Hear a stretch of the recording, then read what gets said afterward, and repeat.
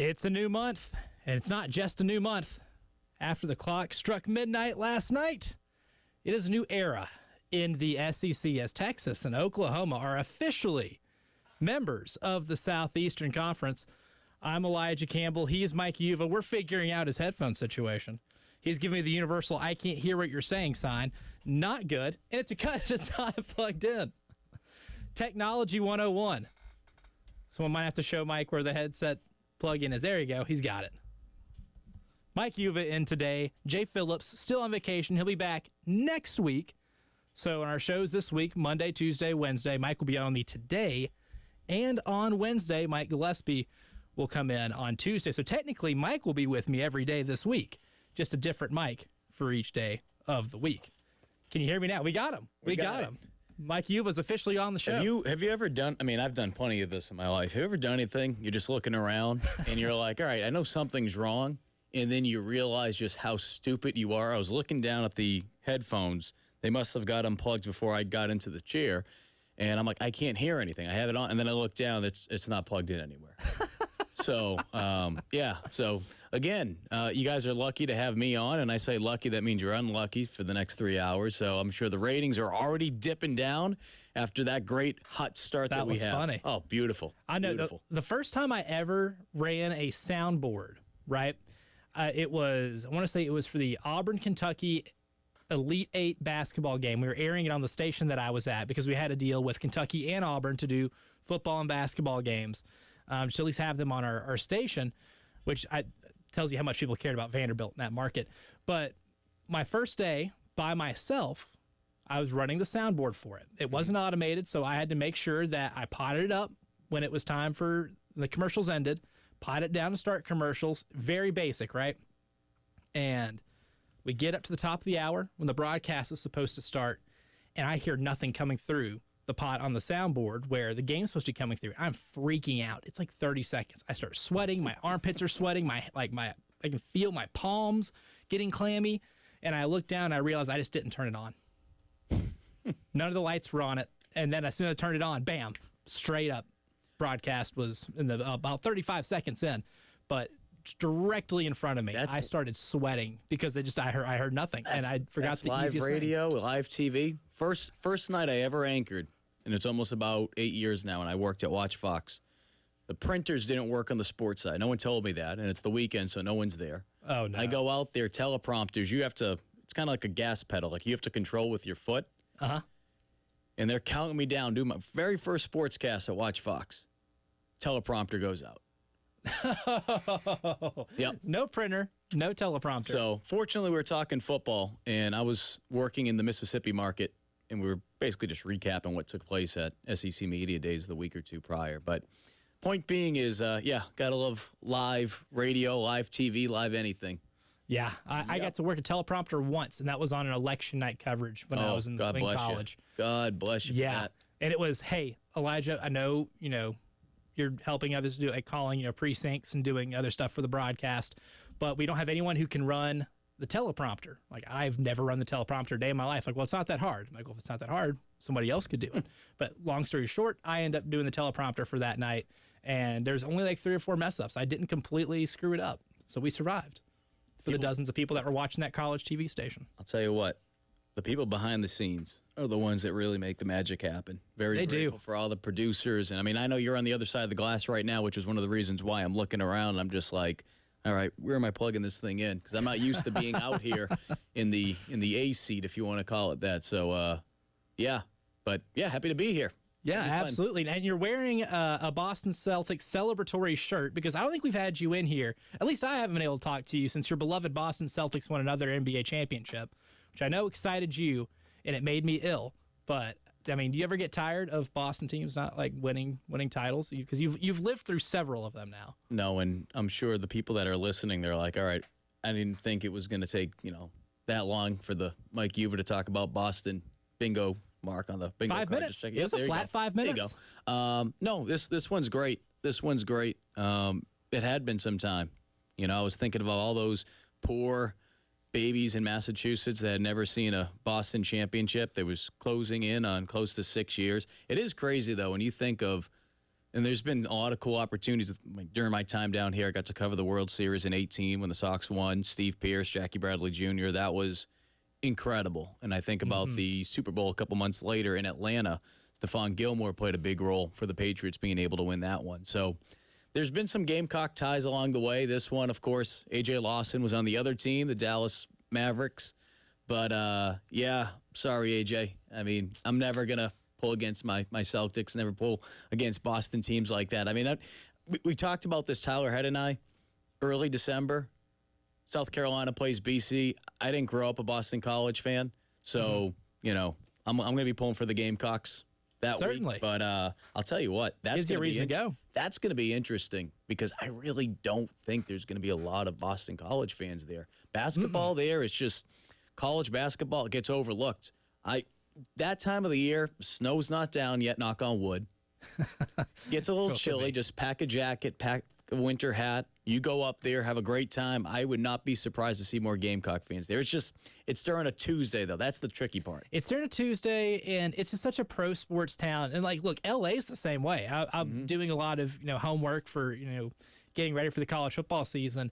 And this weekend, I was trying to dive into Southern Cal a little bit to see exactly what they have coming back. And so I went through some cuts of some old games. And this year when they played, Washington at home, they're playing a top 5 team in the country at home. And the place only looked like 75% full. And it made me ill to look at. How can you consider yourself a serious program if a top 5 team comes into town and you're not packing the place out? I get it. The Coliseum is massive. But that just shows the battle that those schools, man, when they're in a pro sports town, that they have to deal with. And Boston College is just in a really weird spot in all their athletics, I feel like. Ever since they joined the ACC, I mean, they've had just minimal success in a lot of these sports. And you talk about men's basketball, too. I mean, when was the last time you think anybody got excited for Boston College men's basketball? Like 04, Jared Dudley? Honestly, in that area, there's more Providence basketball fans, I'd say. PC hoops. Obviously Providence is about, 45, 50 minutes away from there. So, yeah, it's different for sure. And you think back to, I know there's a lot of Panther fans in this area. Luke Kuechly, right? He played with Matt Ryan. I think it was that 2007 year. Well, guess what? Boston College, they had a great football season, but what happened? Red Sox win the World Series that year. You had the big three for the Celtics, who 2 of those guys, South Carolina natives, Kevin Garnett and Ray Allen. And then, of course, the Patriots went 16-0 in the regular season. All right, take your shot. They blew it in the Super Bowl. But there was just so much going on over there that BC, okay, they're having this historic season. No one cared up there. That's no one so cared. unfortunate. In comparison to what, if that was going on down here, oh, my goodness. It's one of the best seasons ever. It would be incredible. And we know, it could even be a 500 season. People are always going to be on the edge of their seat when it comes to Gamecock football.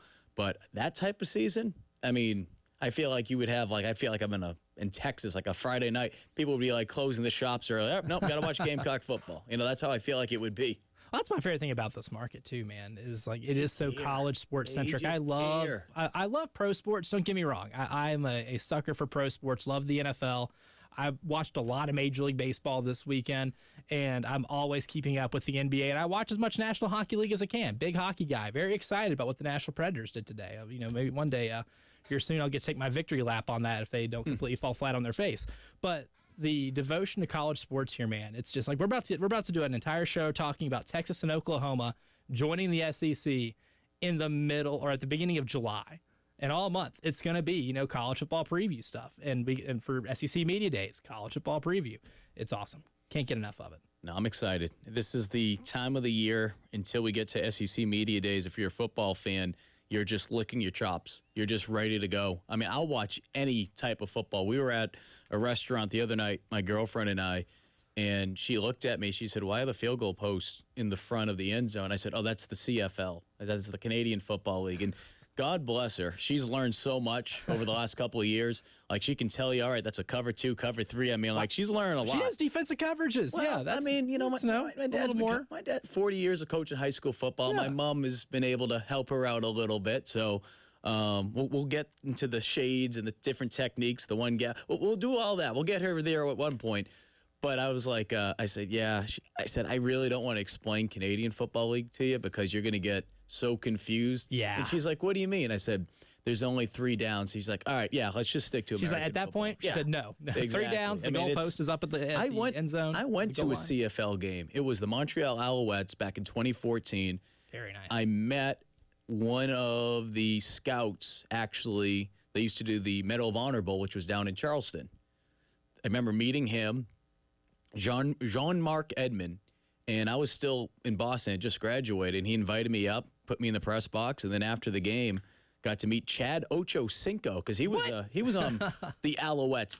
It's a different world up there. And we've seen, obviously, former Gamecocks play up there, and obviously there's been some great stories with guys who have played in the CFL just historically. Warren Moon, right? Who've gone into the NFL and had some great careers. But it is that's a different world up there. We're going to talk about a whole different. But the point being is, you put football in front of me right now at this time of the year, I'm ready to go.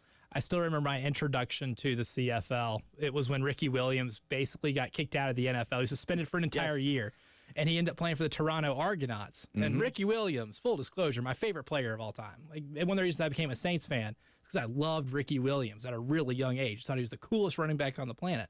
So they would actually end up cutting to CFL games on ESPN News. Like, they just cut to whenever, the Toronto Argonauts had the ball.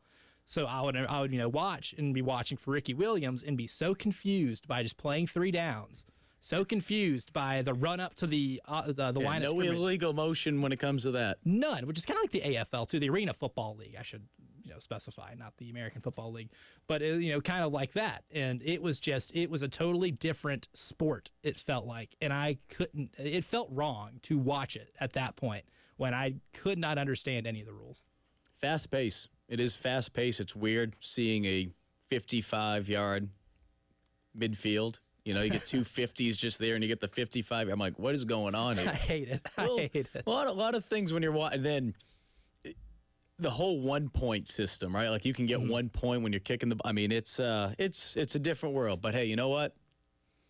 They have their own type of football up there. I like our American style of football, but like I said, you throw football, any type of football on in front of me right now, I'm probably going to watch it.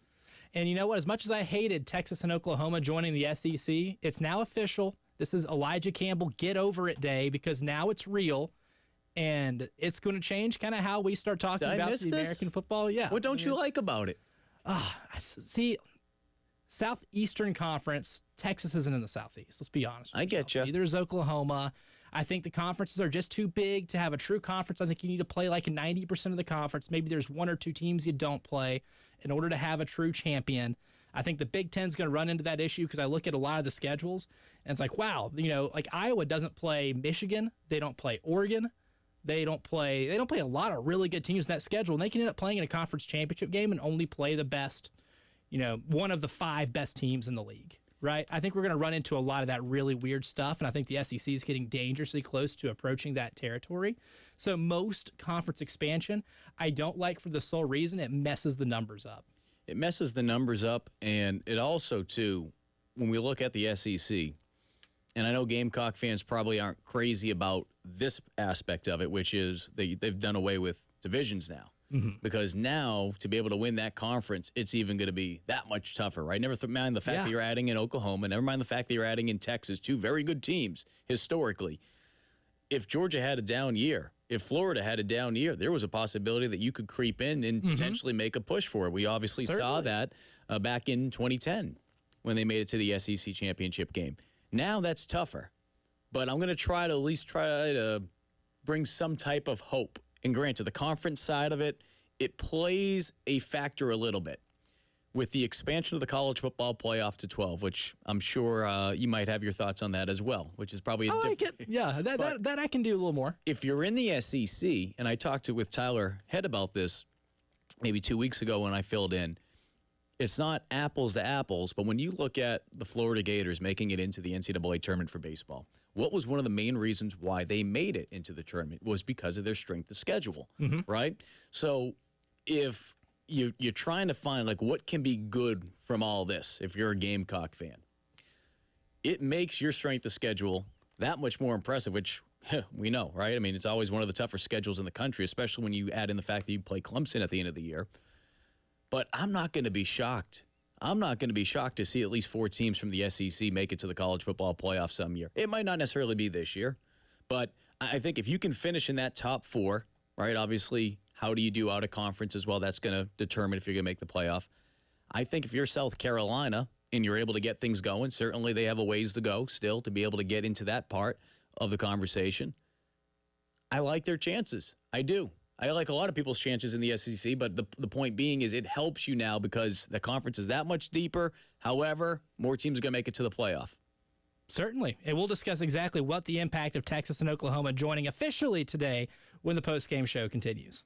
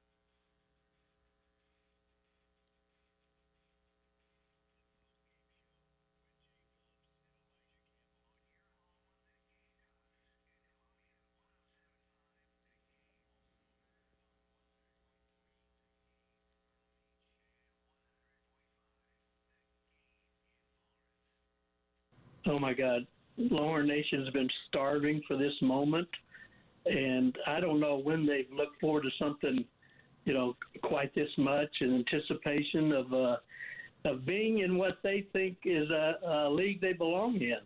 And so I just think it's finally here. It should have happened a long time ago, and Texas fans just can't wait. I don't know if all of them have the same bravado that Quinn Ewers does, because, Texans, they can be kind of shy and bashful. Yep.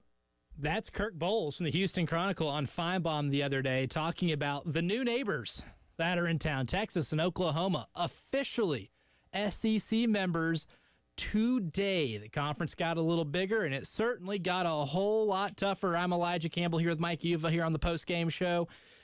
And one thing Kirk mentioned right there, that the thing I really found interesting was he said Texas fans are now in the conference they feel they belong in. And look, last year they did dominate the Big 12, but for a while, Texas in football was kind of middle of the road. Texas has had some real struggles since the Mac Brown era.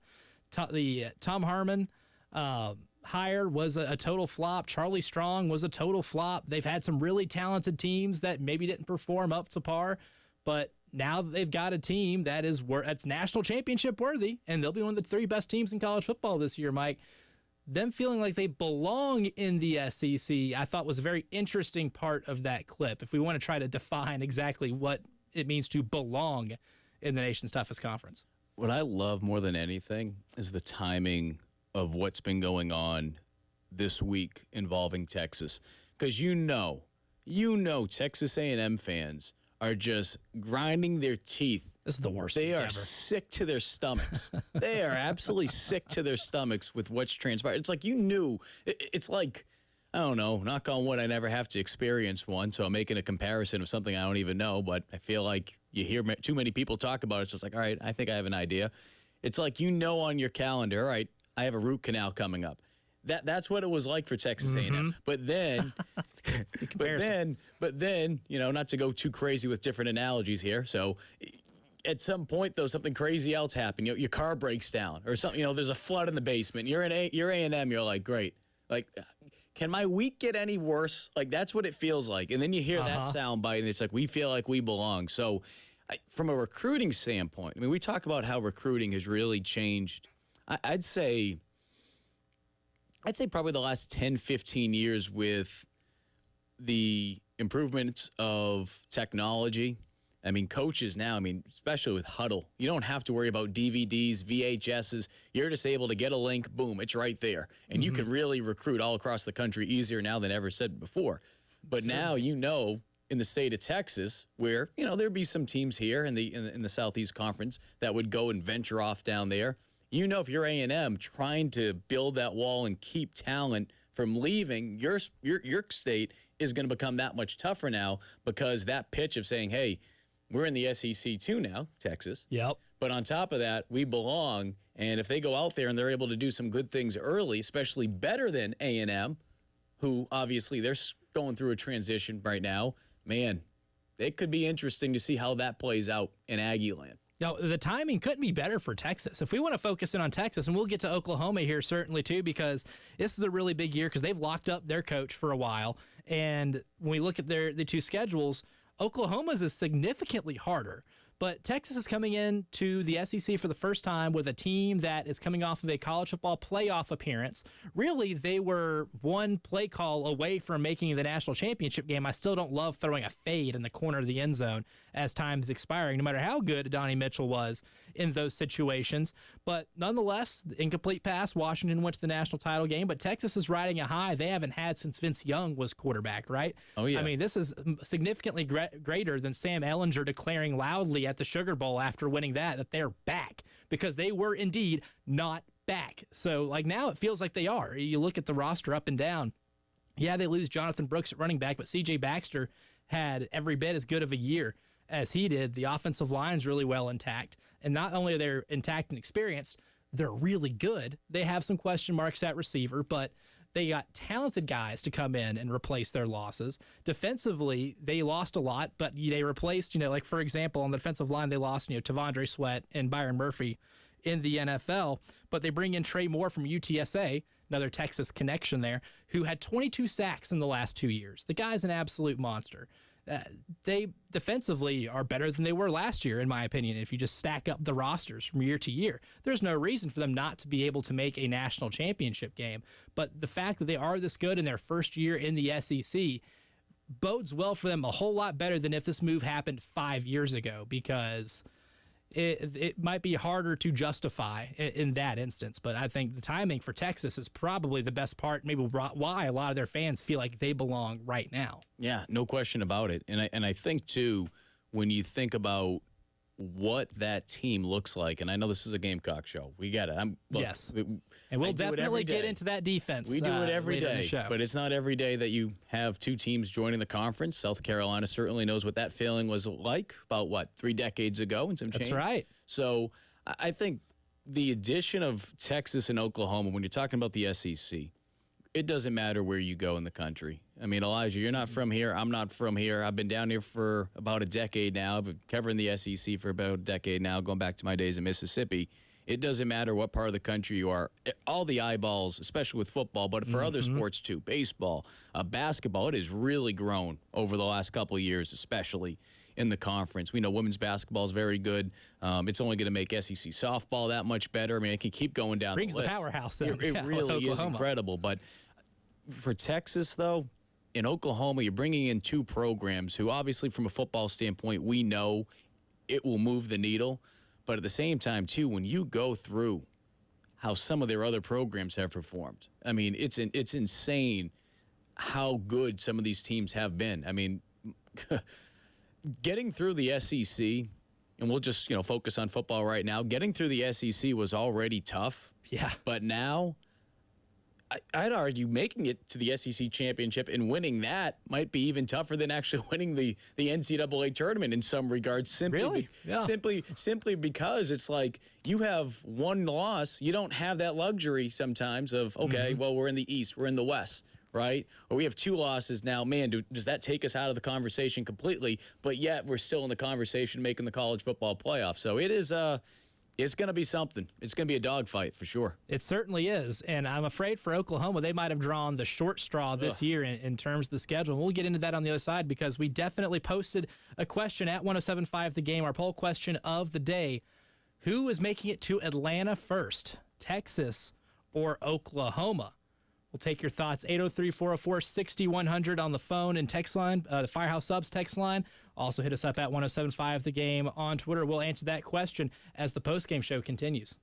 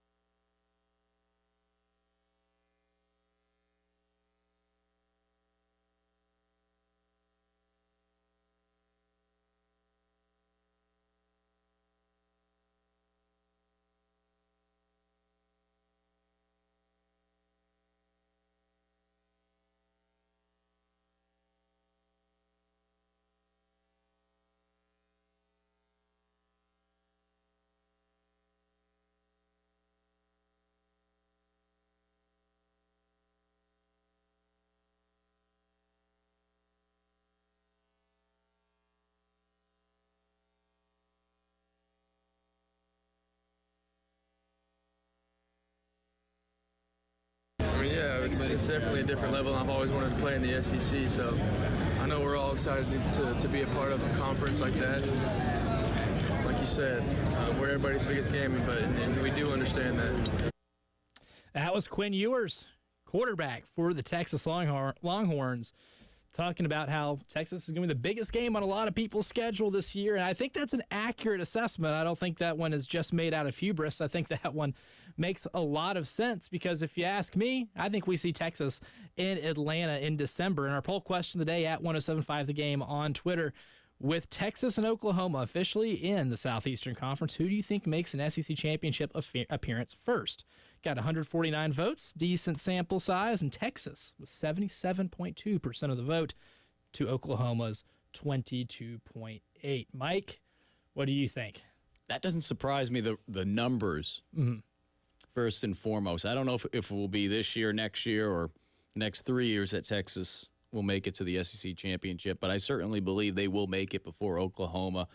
I don't know. I know there's probably, especially down here, there's probably not a lot of Shark fans necessarily, but there's something about Sarkisian's offense that I enjoy just watching. Like if you're just a fan of college football, there's something about it that's just exciting. I don't know what it is. It's really modern. I feel like it's very modernized. A lot of trends that occur in offensive play calling. He's always ahead of it. Because when I'm watching a game and it's not the Gamecocks or even if, professional, but more so college football, like my team's not playing, like who am I? If I'm just watching, I want to watch it. I want to watch something that's going to be entertaining. I don't want to watch something where it's just like, oh my goodness, this is like watching paint dry, right?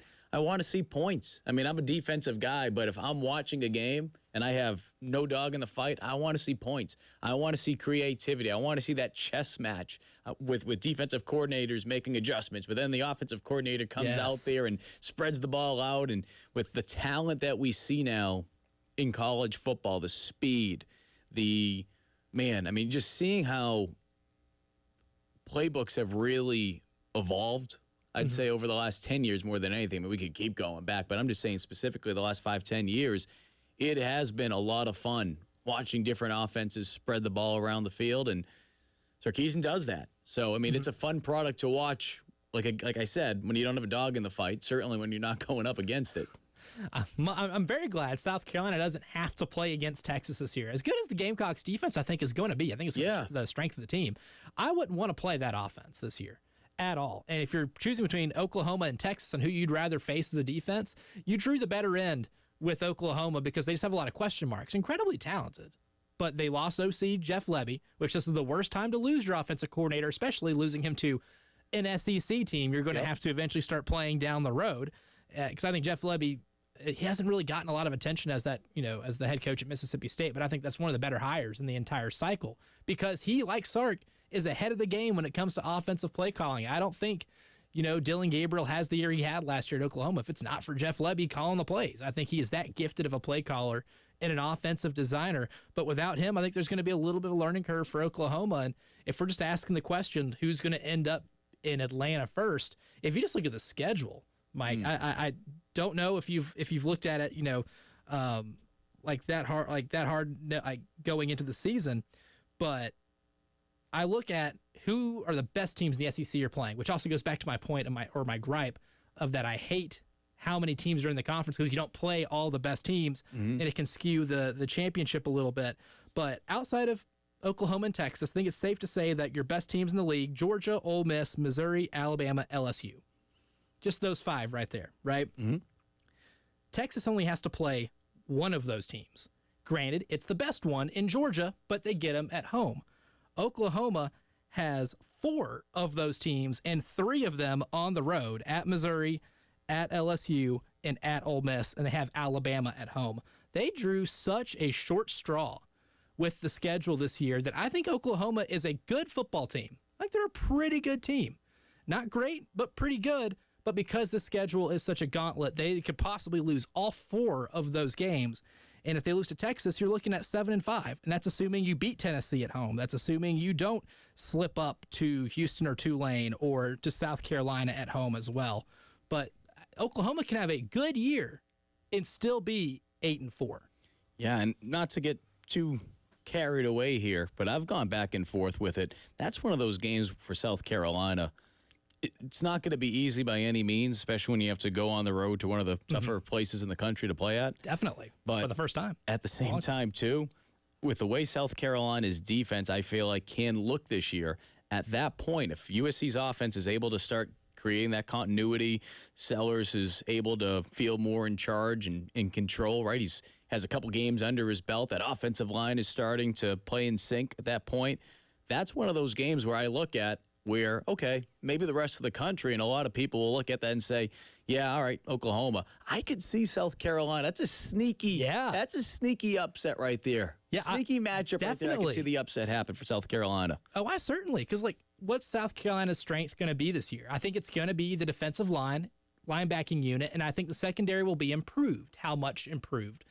Time will tell, but I don't think they could have gotten worse than what they had for the first, 8 weeks of the year last year. But I think what you saw in the last 4 weeks is going to be more indicative of what you'll see from the Gamecocks defensive back unit this season.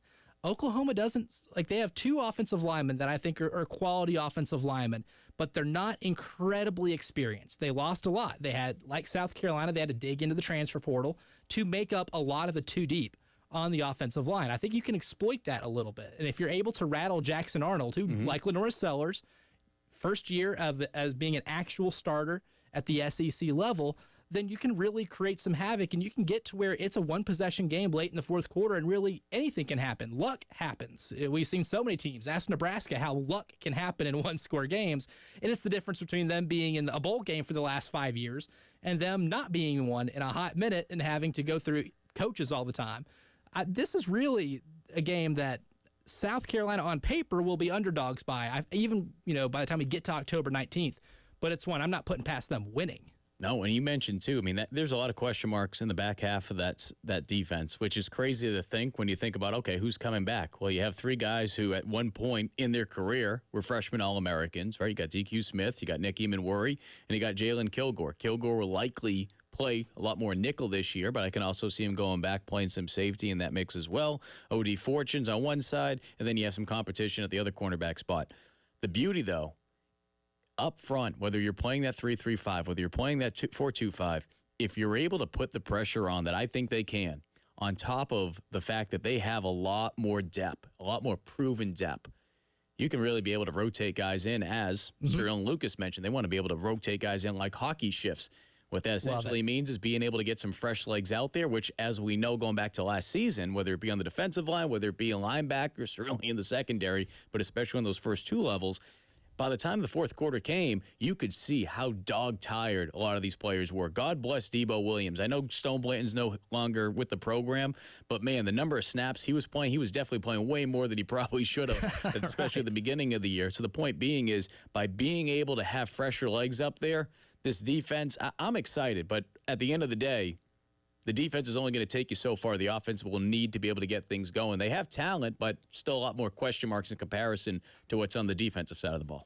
Definitely. And Nick Eamon-Worry had a lot of thoughts about this defense and the improvement that they're having. And we're going to get to that in the second hour of the show because I agree with a lot of the points that he makes about how good this defense can be, and they're going to have to be given the gauntlet of a schedule that you have and the, not disastrous, but a daunting stretch that you're going to have in late September and early October. We'll get into that, but we'll wrap up our discussion of Oklahoma and Texas, the new neighbors in the SEC, so to speak. We talked a lot about how they're impacting the football aspect of the conference, but what non-football sport is the addition of Oklahoma and Texas going to benefit the most?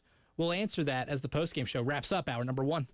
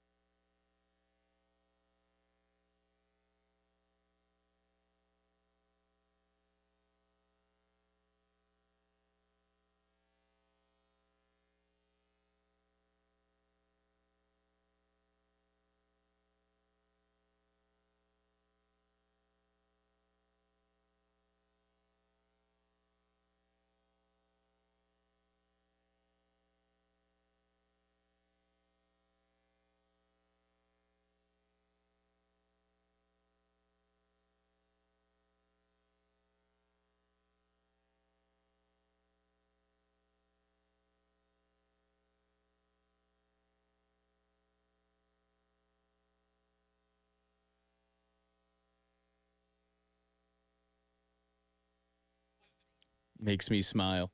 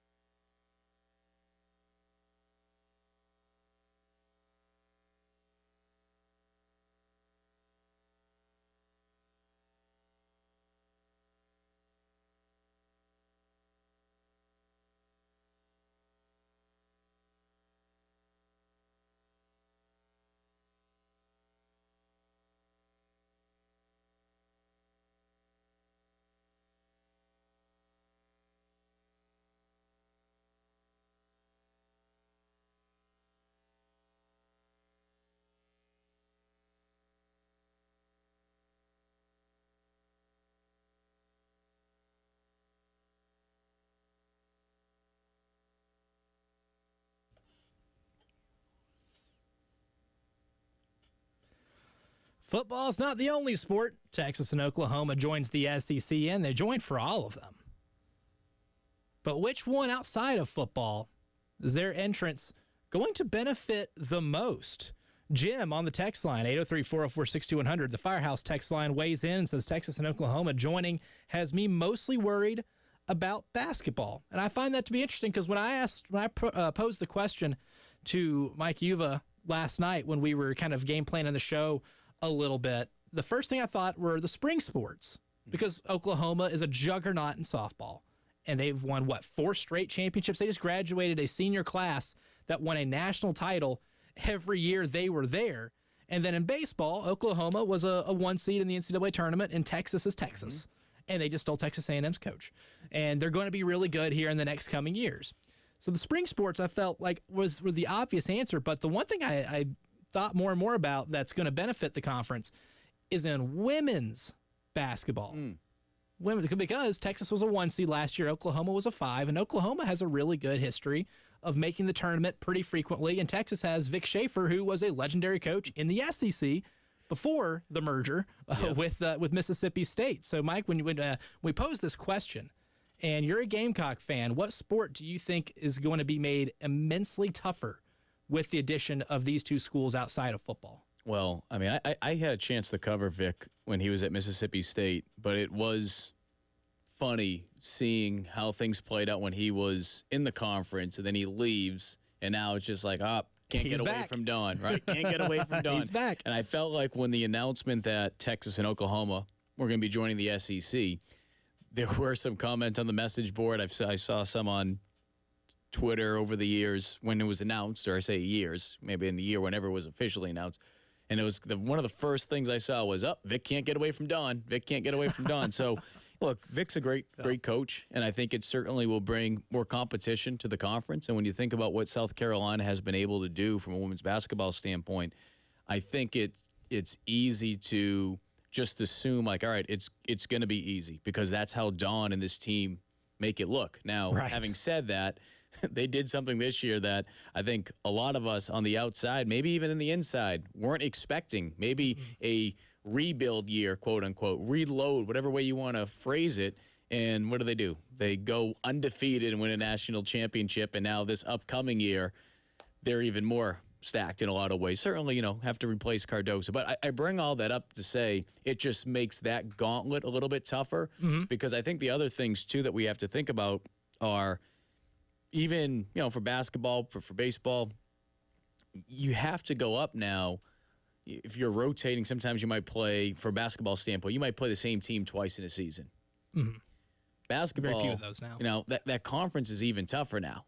And, yeah, you might still play some teams twice, or maybe you draw an opponent that's a little bit weaker, but that gauntlet of not just the regular season, but the conference tournament now is that much tougher to get out of. So if you want to win the regular season crown, okay, that's tough.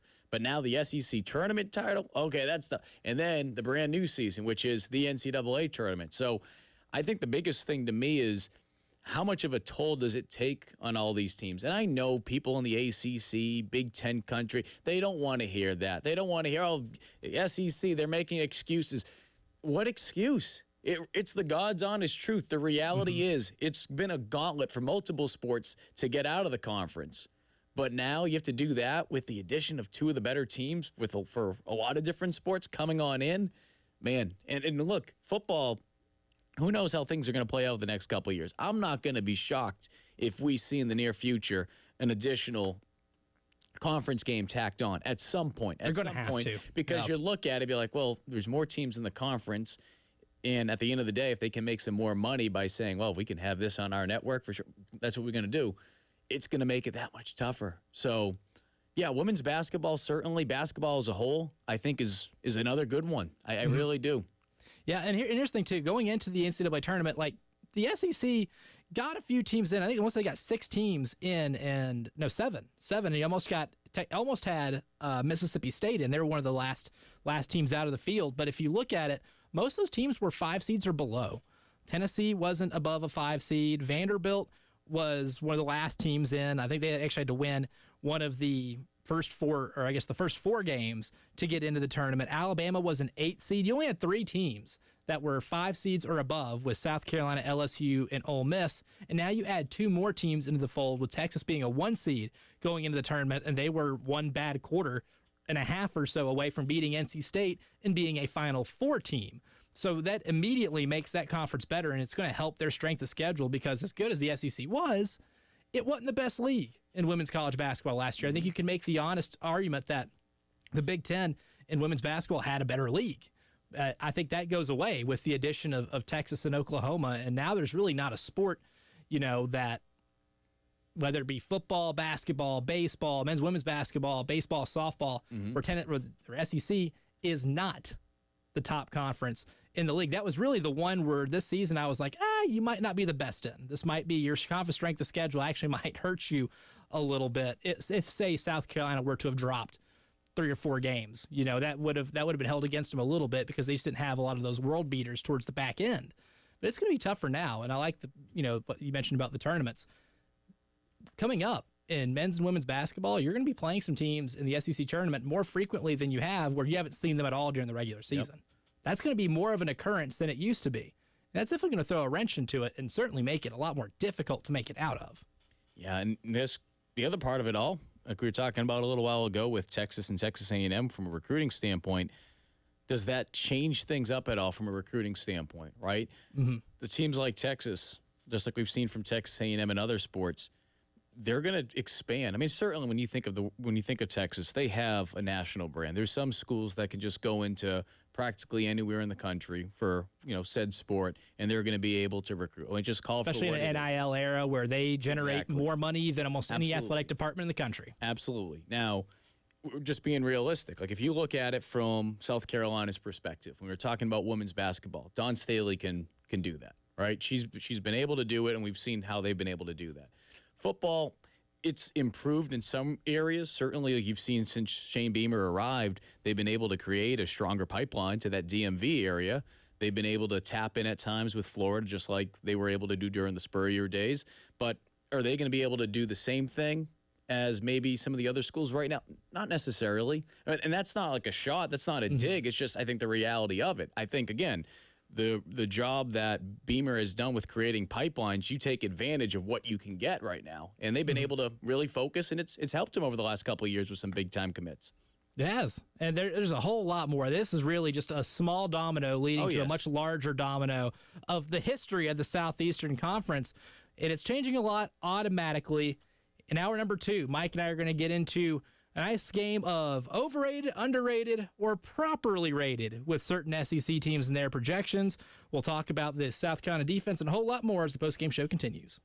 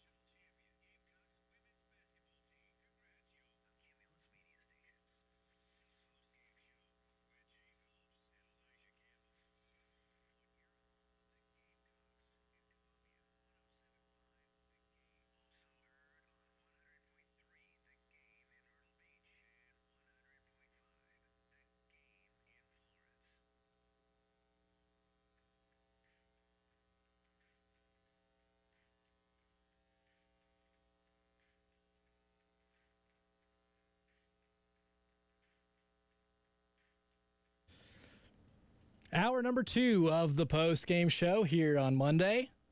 Elijah Campbell here with Mike Uva filling in for Jay Phillips on the first day of Texas and Oklahoma's official SEC membership. It is also Bobby Bonilla Day, so happy Bobby Bonilla Day for those who celebrate. I certainly celebrate, but I'd like to celebrate by getting paid over $1.1 million annually for not doing anything. I can't get to celebrate as officially as some may get to, but I would like to one day. That's a goal. I have a college teammate, actually, he's got a wedding coming up these next couple weeks, so I'll see him. I have it set in my phone, Bobby Bonilla Day. I have it set in my phone so I just don't forget. Uh-huh. In the group chat, every year it's the same thing. I have a video that I found a couple of years back. If you remember, like the Six Flags, the old man that would come off the bus and just start dancing, they put Bobby Bonilla's head on it, and he starts dancing, and they added some animations around it. So I woke up to a text this morning. He must have been up really early, and he's like, all right, Yuva, let's just get it over with. Let's just get it over with. So he got the annual video. I came across this, though. How about this? And I know that this happens in sports, and Bobby Bonilla's contract, when you're talking about the payments, being able to get paid for as many years as he's going to be able to. I think it's, through 2035, if I'm not mistaken. He'll be 72 years old when he's done with the payments. So according to ESPN, here's just a couple other players, some baseball players that are still getting paid every July from their former teams. Ken Griffey Jr. Go Reds. He's making 3.5. He's getting paid. He got paid $3.59 million today. Wow. Okay. Manny Ramirez, $1.96 million today. Oh, wow. That's in Bobby territory. That's a little more. That's actually what, $3,000 more dollars. Bobby. Matt Holliday, $1.4 million. Now I'm starting to go up with some of these. I got 2 more. Chris Davis, Orioles, $9.16 million. Ooh, that's disgusting. Oh, it gets. That's if you think that's disgusting, gnarly. well, I saved the best for last. Ryan Braun is getting paid today $18 million from the Milwaukee Brewers. Oh, that's disgusting. That's what Klay Thompson's going to make next year with his new deal with he last the Dallas played Mavericks. in 2020, and he's getting paid $18 million. Oh, man. Every July. Yep. There you go. Ryan Braun, still $18 million. This might have to be now Ryan Braun Day. I mean, we have to go back and do the calculations out, but Exactly, yeah. There's some ridiculous deferred payments. And I think, in 2035, the Dodgers are going to start paying Shohei Ohtani like $68 million annually. That's how far back their deferred payments are. They're only paying him a couple million now. so smart. I mean, yeah, if you're really Shohei is. Ohtani, you can retire early and be like, all right, no matter what, I can suck. I can quit playing. It doesn't matter. Come 2035, you're going to pay me $68 million annually until the term of the contract runs out. That's brilliant. It's genius. It's unbelievable. So, yeah, shout out to all those players getting paid today for, I don't want to say doing nothing. Obviously, they had to make it to that point. But Yes. still, you don't have to do anything right now. Yeah. You're getting paid well, and obviously shout out to Bobby Bonilla. Who is the pioneer? The of pioneer. this. Yes, Bobby Bonilla is a pioneer of getting paid. And before coaching in the SEC had, buyouts of like 10 million up to Jimbo Fisher's 70 something million. That he was ahead of his time in terms of the original buyout. Bobby Bonilla is a true pioneer in every sense of the word in terms of just getting paid annually for not having to do your job. Nope. Or It's the American dream. just pay me a little bit later. I'll take it down the road. Exactly. Everything else will be okay. Oh, love it. So July 1st, every year, Bobby Bonilla Day for those who celebrate. Now, we're not playing SEC overrated, underrated, or properly rated in honor of Bobby Bonilla because we're not going to get paid a ton of money to do this, but we do this for the love of the game. And with Texas and Oklahoma entering the league, that's going to change the dynamic of it a little bit because one team is coming in from a college football playoff appearance back in the day when the only 4 teams got to make the college football playoff. And then Oklahoma's coming in after a 10-win season and seemingly an uptick in momentum for the Sooners as they extended Brent Venables, and he's expected to be at Oklahoma for a while unless they want to fire him early. And then Brent Venables can celebrate Bobby Bonilla Day by getting a nice buyout. But those two entering the league, it's going to change the outlook for a lot of teams. Finishing 7th in the SEC won't mean what it used to when you finished 7th in the SEC before. So with my man Phil Steele, my favorite preview of college football every year, always get the mag. I like to look at it. And one of the first things I like to do is look at his SEC rankings before doing any extensive research and just automatically being like, is that too high? Is that correct? So I figured we'd run the same exercise today. Let's do it. And I think number one's pretty obvious. He has Georgia. Georgia was one bad Carson Beck handoff away from being in the college football playoff last year as opposed to Alabama. He has them number one this year, and he has them as really the favorite to win the national title. Mike Yuva, do you think he is overrating Georgia, underrating Georgia, or he has gotten it right with the Bulldogs? It's going to be tougher, right? It's going to be tougher for them. I'm not going to be as surprised if Georgia is playing in the SEC championship and they have an extra loss than what we're accustomed to seeing. Maybe two. Simply, yeah, or two. Simply because, like we just talked about. I mean, I don't have their schedule in front of me, but the point being is, like, it's going to be a gauntlet. Like, we know that. And you look at some of the other changes that are taking place in the SEC. Alabama, what does that look like, right? For so many years. For so many years, kind of like the Patriots. We just assumed they'd always be there to the end. And that's not to say Alabama just falls off a cliff completely. I think you'd be crazy to just think, all right, yep, Alabama, same as not there anymore. Yep, Alabama's not going to be. It's going to take some time. Now, they could still go 8-4, and as we know, 8-4 throughout the majority of the SEC would be like, all right, that's a pretty good season. Mm-hmm. Alabama, all hell could break loose. Standard's not the same. Yeah. So, it's a totally different standard. No, I think with Georgia, I think that's fair. I think it's pretty spot on. I think so too, because I genuinely do believe they have the best. I think they have the second best roster in the country, but the first best does not reside in the SEC. I'm obsessed with Ohio State's roster, and they're truly championship or bust. And I think Georgia kind of is too, but this might be the year that they can be 10-2 going into the SEC championship game, still be the favorite in the SEC championship game, and still be the favorite to win the national title because they start off with Clemson and Atlanta. Now, they're going to start off like 16-point favorites, but I think that game might actually end up being a little closer because you get them in September, or it could be a blowout because we saw what they did to Oregon a few years ago, and Oregon ended up being really good. But, despite the gauntlet of Game 2 against Tennessee Tech at home, wings up, I think they should get past that one. But they at Kentucky to start the SEC play, but they have to go at Alabama this year. They're going to have to do the annual game against Auburn at home. They get it at home at least, but they have to go at Texas and at Ole Miss. They get Tennessee at home. But really, if you look at those two road games, Ole Miss and Texas, two of I think the top three teams in the SEC you have to face on the road. And I think it's very likely they can drop both of them and still end up making it to the SEC title game. And certainly the roster has changed a little bit, right? I mean, there's some players that are no longer there, right? Brock's in the NFL. That's right. Your receiving core's down a little bit. Having said that, and we saw it towards the end of last season, and again, some of those players were still playing in that bowl game. You don't think Georgia is going to come out with a huge chip on their shoulder? Oh, yeah. With this belief of, hey, you know what? We should have been in the college football playoff last year. Certainly. So, yeah. It obviously they were very close to being able to have a chance to be able to three-peat, which I'm sure many Gamecock fans were very happy that didn't happen. That would have been a sickening feeling. Oh, for my South goodness. Carolina fans. Yeah. So I expect Georgia to come out, and I think in the past I've asked Gamecock fans, who you're pulling for in week one. I think they say they want like a meteor just to like hit the field because it's either pulling for Georgia or Clemson. But I think that Georgia, like you said, it could be a little bit closer than people are anticipating. But I wouldn't be surprised if it's a close game and then towards the end Georgia just opens it up wide open because week one games, they're so tough. They're so tough, especially you don't have when a sample size on anybody. Especially when you're not playing TikTok Tech week one. I mean, look, Clemson, they've gone through their changes offensively. I'm not sold on their quarterback Klubnik, but at the same time too, they're not playing a smaller school. So we'll see. That's gonna be a fun one to watch. But to answer your question, I think Georgia, right there.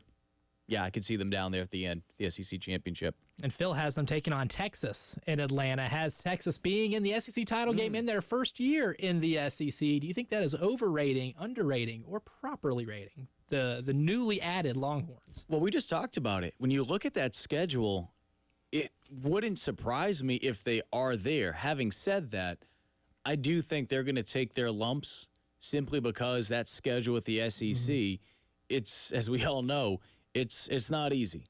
Yeah. So I'm going to go just slightly overrated.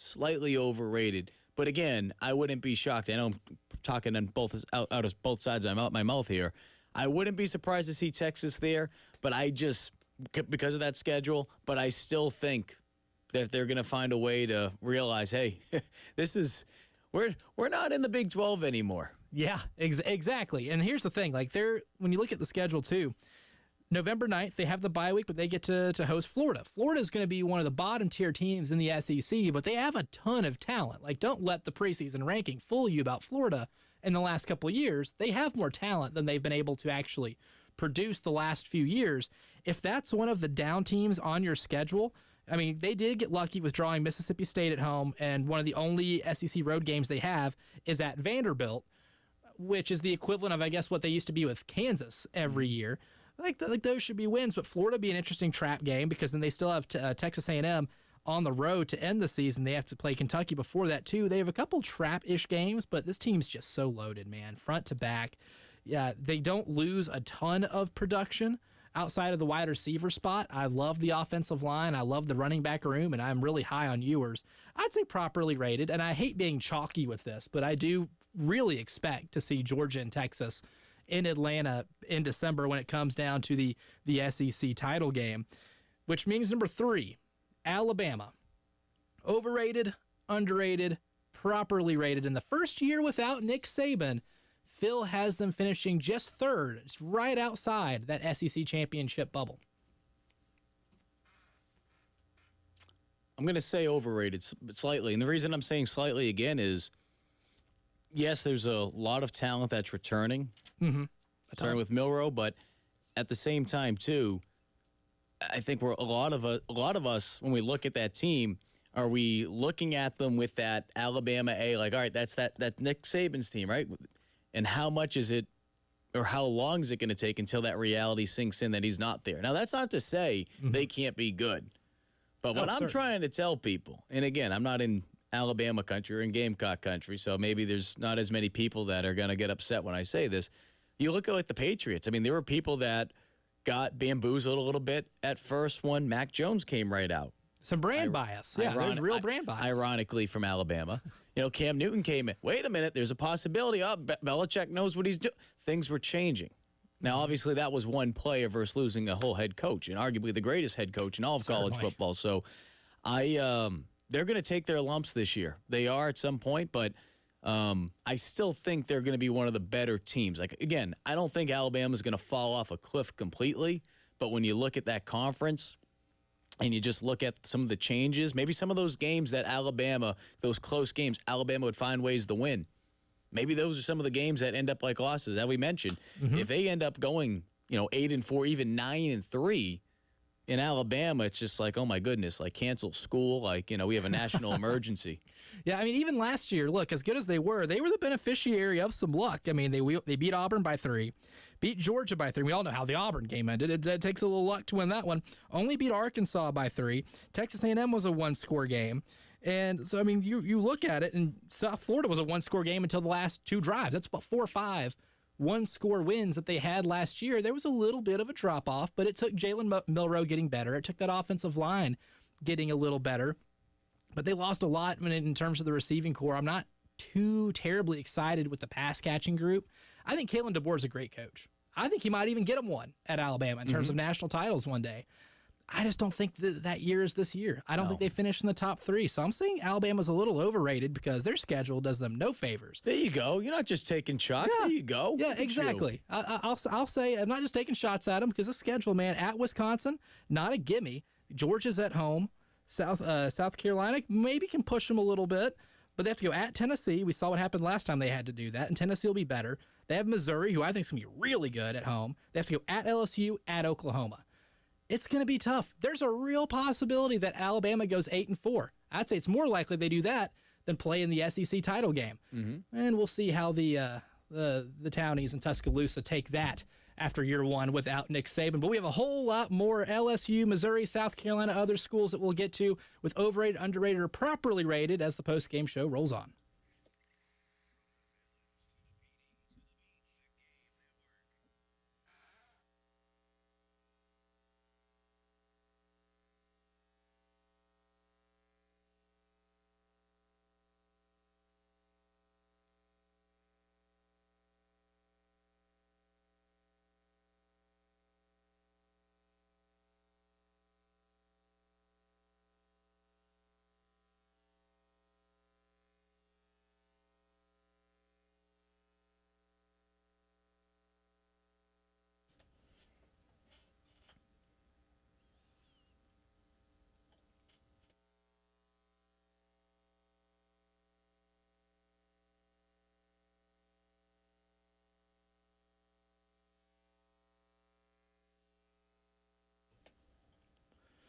And to continue with our theme of overrated, underrated, or properly rated, I want to say good coaching can make a good team really underrated, even if the team doesn't come back as full as they normally do. And good coaching, like my friends over at Columbia Secret for Weight Loss, makes their program underrated every single year, because the power of good coaching can do some great things. And Paul Grant and Shaylin over at Columbia Secret for Weight Loss have helped coach me into better habits, into being able to find a diet that fits with my lifestyle and how I live. It's helped me sleep better. It's helped me live better. It's helped me become better overall and feel a whole lot better too. And to learn the secret of losing up to 1 pound of unhealthy fat per day and starting your own success story and getting the same type of great coaching I did, give them a call, 803-824-4210. Again, 803-824-4210. My friends at Columbia Secret for Weight Loss, or go to columbiasecretforweightloss.com. Results may vary.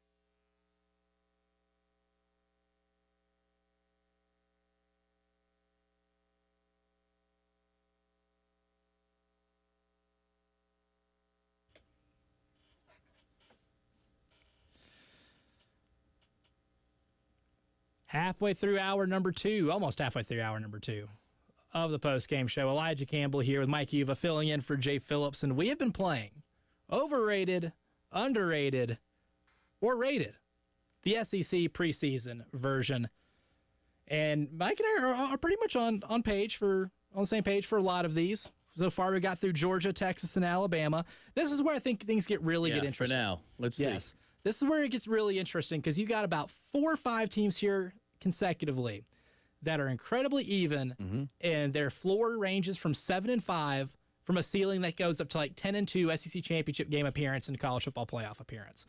This can get really weird. And we're going to start with number 4 being Ole Miss, who I think might be one of the more, I don't want to say polarizing, but they rated the transfer portal better than anybody else in college football. They got a lot of players back from a really successful team last season. But while Phil Steele has them as number 4 in the SEC right now, he also has them in Missouri as the teams most likely to regress with a couple of different metrics that he uses, whether it be turnover margin, close game margin, things like that. Net close games is what he calls it. So he has them regressing a little bit. But at 4, Ole Miss, do you think they are overrated, underrated, or properly rated, Mike Uva? Well, at some point, I'm going to have to be consistent with these picks, right? So I keep saying everyone's overrated. It's like, wait a minute, you just said Texas was overrated. You said Alabama was overrated. So with Ole Miss, there's no question their biggest question mark is their defense. I know that there's a wide receiver in particular that Gamecock fans are trying to just not even think about that name until they have to go up against him come October. Until they get to boo him on the 5th. Yeah. Maybe throw some fake money. That's what they did to Johnny Damon when he came back to the Red Sox. They threw some fake cash if anyone wants an idea or two. There you go. That's good. Oh, man, you imagine walking into Williams-Brice and just seeing just fake cash just I'm telling thrown. you. That's the game I'm most excited for. I mean, we've seen pettiness with TCU. I don't know if you saw that video today with them making a video saying so long, partner, using Toy Story. It was on Twitter, saying so long, partner, to Oklahoma and Texas. And as Woody is just looking at the car drive away as he's waving, it's just like this image of all these old TCU games against Oklahoma and Texas, just beating them. That was pretty good. But I love it. I think with Ole Miss, though, they do have some other good receivers other than Juice in that room. And I think more than anything, too, I think they will find a way to finish a little bit higher. Whether or not that puts them in the conversation of competing for an SEC championship or not, I think they still could be right on the outside looking in. But I'm going to say that they're slightly underrated. Yeah, I think so too. I think underrated. I think Ole Miss can make a run in the college football playoff. As good as Juice Wells was a couple of years ago, I think you can make the case he's the 3rd best receiver on this team behind Jordan Watkins and Trey Harris. And Trey Harris might be one of the best receivers in the entire conference. He's an absolute stud. I like Jackson Dart a lot. I like the offensive line. And a couple weeks ago, I was doing a study of South Carolina's defensive line to see if it does stack up to one of the best in the SEC. And I just used Pro Football Focus, run defense and pass rush grades as a frame of reference. And I went through every team's projected 2 deep in the conference, and I did the average score of their rush defense and pass rush grades, from last season, just an average of every 2 deep that's going to play. And there was only 3 teams that were top 5 in both run defense and pass rush. Ole Miss was one of those 3 teams. Ironically enough, Kentucky and Arkansas were the other 2 in terms of just returning production that they have. And a lot of that is based off transfers. So we don't know exactly if they mesh really well together, how things go, because if Arkansas basketball is a good, reference point for anything, sometimes you can get a loaded recruiting or a transfer portal class and it completely crash and burn. But with the way this roster is constructed, I think it's one of the 6 best maybe in all of college football. I'd say it's underrated because I think they're 3rd or potentially in the SEC championship game. I'm incredibly high on Ole Miss going into this year. Number 5, LSU. So the interesting thing about LSU, from talking to people close to the situation over there, that defense, I mean, we know that they gutted out a lot of their coaches on that side of the ball. I mean, as they should. It was disgusting. You lose a Heisman Trophy winning quarterback on the other side of the ball. I think they are too high on this list. I think that they're going to come in, not just when talking about South Carolina's game, I think that's another sneaky matchup to pay attention to early on in the season, especially, oh God, poor Gamecock fans having to sit on the metal bleachers for a noon kickoff in early September.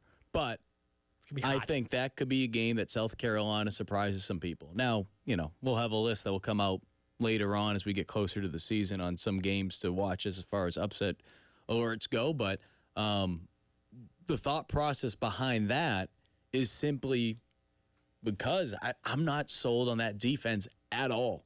And there's some other question marks they have. I don't care. The weapons that they have offensively, yeah, they have some, but guess what? You're losing your Heisman Trophy winning quarterback who did some amazing things last year. So LSU, you would think with some of the talent they have that they should be making a push this year a little bit towards the top.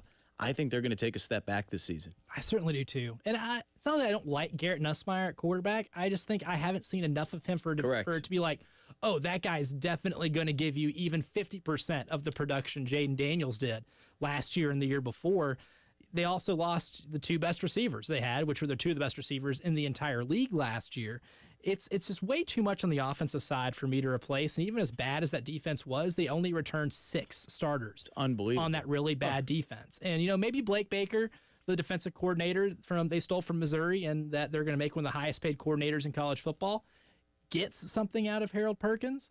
But I'm not banking on it, especially this year. Harold Perkins is such a tweener where you don't know if you need to put him on the line more or put him in, coverage or, be a full-time linebacker.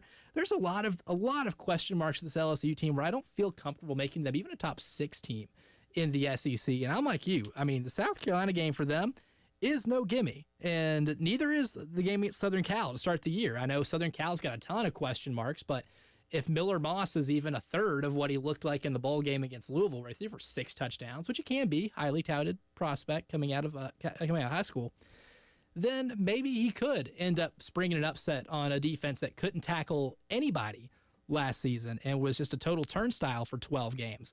So we'll see, but I don't think they're going to finish in the top 5 of the SEC, and I don't think it's really particularly close. One team that surprised a lot of people last year was Missouri. Phil Steele has them at 6 going into this year. Overrated, underrated, or properly rated? I'm going to go slightly underrated. I don't know what it is about Missouri, and I know Gamecock fans, they're hoping that they can find a way to put their Missouri woes behind them. That's obviously going to be, interesting to see how things play out this year. But when they play, there's something about Missouri. I don't know what it is. I look at them and I'm trying to learn my lesson because I did say some things about Missouri last year at SEC Media Days, and my words got rightfully thrown back in my face. But when I look at Missouri, it doesn't make sense to me sometimes.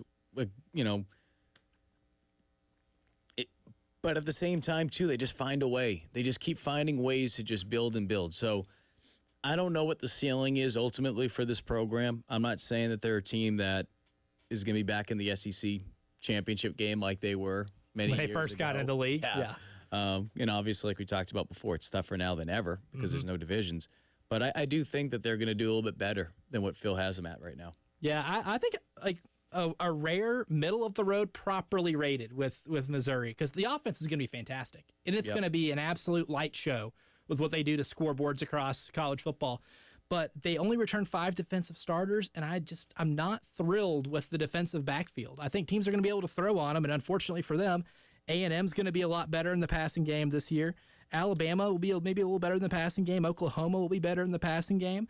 And I think Mississippi State will be a little better than expected in the passing game just because Jeff Lebby is the head coach and he's the architect of that offense. Yep. I think that might give them some trouble. Not saying you're going to lose to them, but they'll have more trouble and they'll have to win a lot more shootouts. And because of that, the only reason I think they might be properly rated at 6th in the SEC. More to come on rating teams in the league with Texas and Oklahoma as the postgame show continues.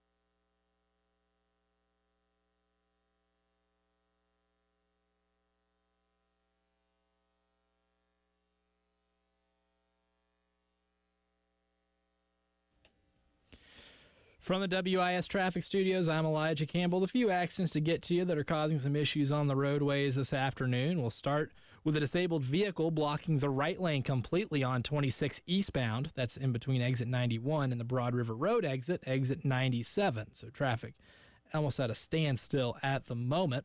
We still have some other accidents in Richland County, one on Forum Drive near Marketplace Common Circle.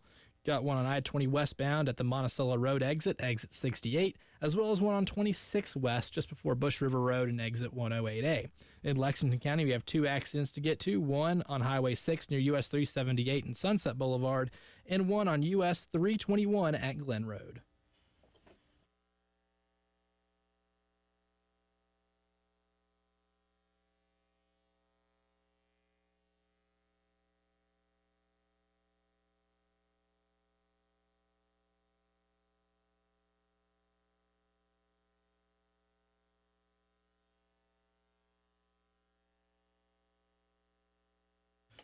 Overrated, underrated, or properly rated. Those are the options that I'm giving Mike Uva here for teams in the SEC in accordance to Phil Steele's 2024 college football preview. Just got through Missouri, which I think might be one of the more polarizing ones because Eli Drinkwitz finding himself to be one of the more unpopular college football figures here in Columbia, South Carolina. And I think he might have taken his place as the number one SEC villain for this Gamecock football fan base. If he's not number one, then Mark Stoops is right there.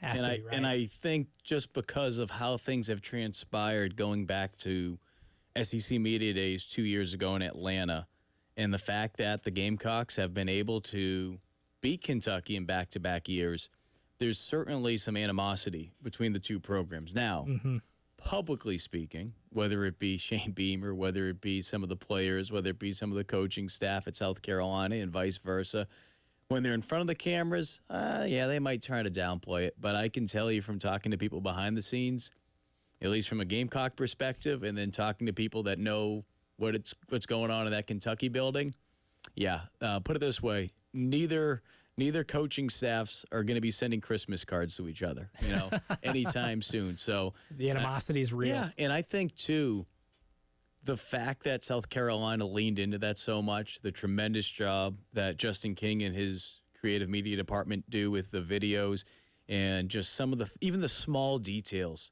like when they beat Kentucky at home last year, playing Soulja Boy right afterwards, playing that music, just like that little pettiness. I love it. Yes. I love it. But they know what they're doing. Very calculated.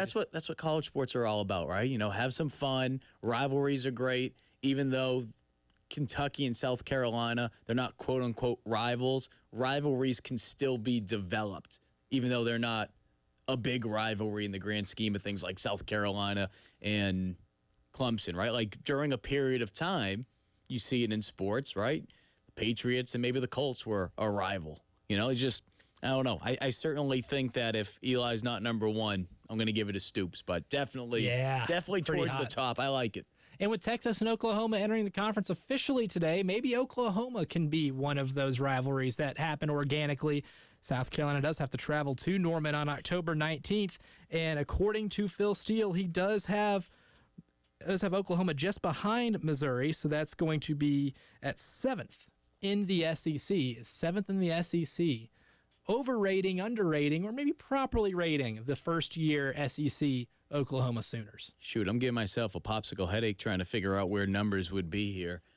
I can see them around that mark, maybe slightly overrated, simply because, like I said, when you look at the fact that they're coming into the conference and they don't have the luxury of having the same type of schedule like Texas. No, they don't get to play Vanderbilt. And I do feel like there could be some games where, we mentioned South Carolina in particular, could go in there and find a way to pull off an upset at a place that historically is not easy to win at. I think Oklahoma could be around that middle of the pack, but it wouldn't surprise me if they're just, a spot down from where Phil has them. Yeah, I'm high on Jackson Arnold. I think he's a really solid quarterback, and I like the wide receiving group. I think they maybe have one of the more underrated groups of receivers in the entire SEC. But, man, they just didn't get any favors. If you think about it, South Carolina at home might be the quote-unquote easiest SEC game on the schedule because they start out hosting Tennessee, Got to go at Auburn, who'll be improved. I don't think they're going to be very good, but I think they're going to be better than they were last year. And it's still a tough road environment. You play Texas at the neutral site. South Carolina's at home. You got to go at Ole Miss, at Missouri, host Alabama, and then end at LSU at the toughest place to play, arguably, in the league. That is such a tough draw. It is not even funny. And I can absolutely see them being 7-5. Yep. While still being a really good team. Yep. And again, when you're looking at this conference as a whole, yes, there are some teams that you could say, okay, they drew a better schedule. But at the same time, too, this conference, I mean, we could sit here, we can try to create what would be the easiest schedule. Right? Heavy air quotes on easiest. And still, unless you're like a Georgia, nothing's going to be a gimme. Nothing's going to be a gimme outside of maybe. I'm not going to say. I'm not going to jinx it. I think everyone knows what I'm talking about. What team I'm talking about. I'm not going to jinx it because South Carolina has to travel there this year, and I don't start with V and end in Vanderbilt. I'm not saying anything, but there are some games that should be winnable. But yes, yeah, I'm just going to leave it off that. I'm going to protect myself because I know this will get thrown back in my face the same way the Missouri stuff got thrown back in my face, and rightfully so. Oh, it's too late for me. Oh, Mizzou fans killed me. They killed me. It was bad. Well, that's the thing with Vanderbilt. You can insult them on airwaves like this, and maybe dozens will know about it, even on Twitter, because there's like 24 that exist. Oh, there was a full video from SEC Media Days. I mean, I was making a joke more than anything. Yeah, I mean, I was making a joke, but at the same time, too, I meant some of what I said. It wasn't like anything bad. It was basically just saying, like, South Carolina shouldn't have any issues with Missouri. I think, they're not really a football school, but something to the effect of that. And, well, they had the receipts, as they say. Yeah. And, to their credit, they kept them. Yeah, and look, I owned it. I said, you know what? You say something, it gets blown back in your face like that. Yeah, you wear the egg on your face. Yeah, you might as well. And look, a lot of people did with that Missouri team. I don't think anybody expected them to go 11-2 and beating Ohio State in a Cotton Bowl, or that Luther Burden was going to be the best wide receiver in college football for a year or whatever. They still had a shot in that game, too. I mean, I'm sure a lot of us at this time of the year were talking about this in-between period between, all right, here's July, but we still have like 2 weeks to go until SEC Media Days. You start thinking back to some of those games last year. There's a couple that come to mind, but that's one of them. They had their opportunities. Defensively, they played well for a good period of time. Offensively, though, they just could not do anything. They moved the ball till they got to the red zone, and there was just a lot of having to settle for field goals. Oh, and it was windy. It was nasty out there. Yeah. Another person that's not here, Mitch Jeter. He's having a kick into what felt like a mini windstorm. I mean, it was a windy day out there. I remember being out there covering that game, and it was interesting to say the least. Yeah, it not one of the better results. No, especially for that poor offensive line. Long flight home too. We took the airport in St. Louis, so that was a long trip back.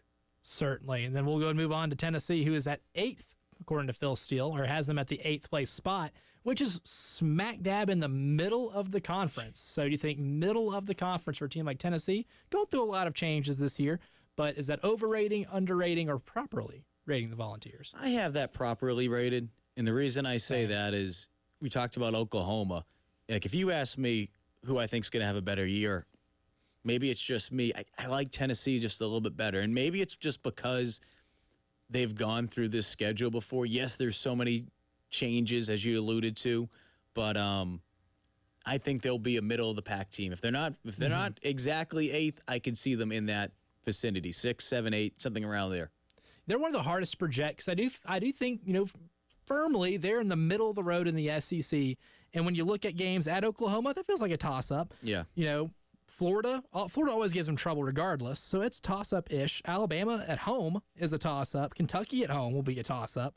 I don't think they're going to win at Georgia, but then even the non-con, they do have a game in Charlotte against NC State on, September 7th?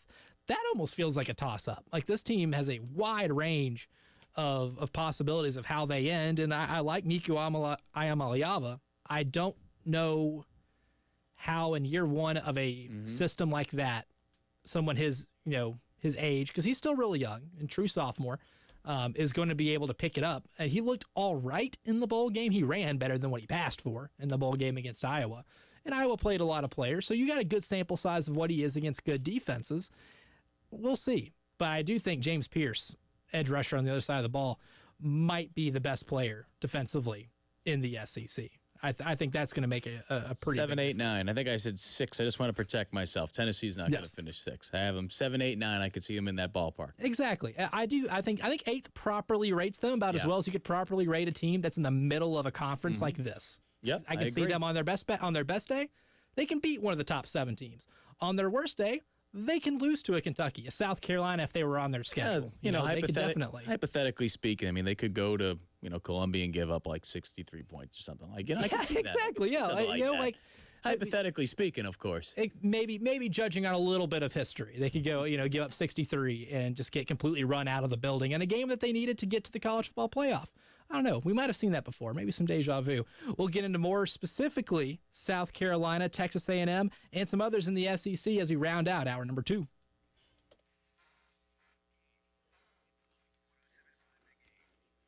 Dun-dun-dun-dun-dun-dun.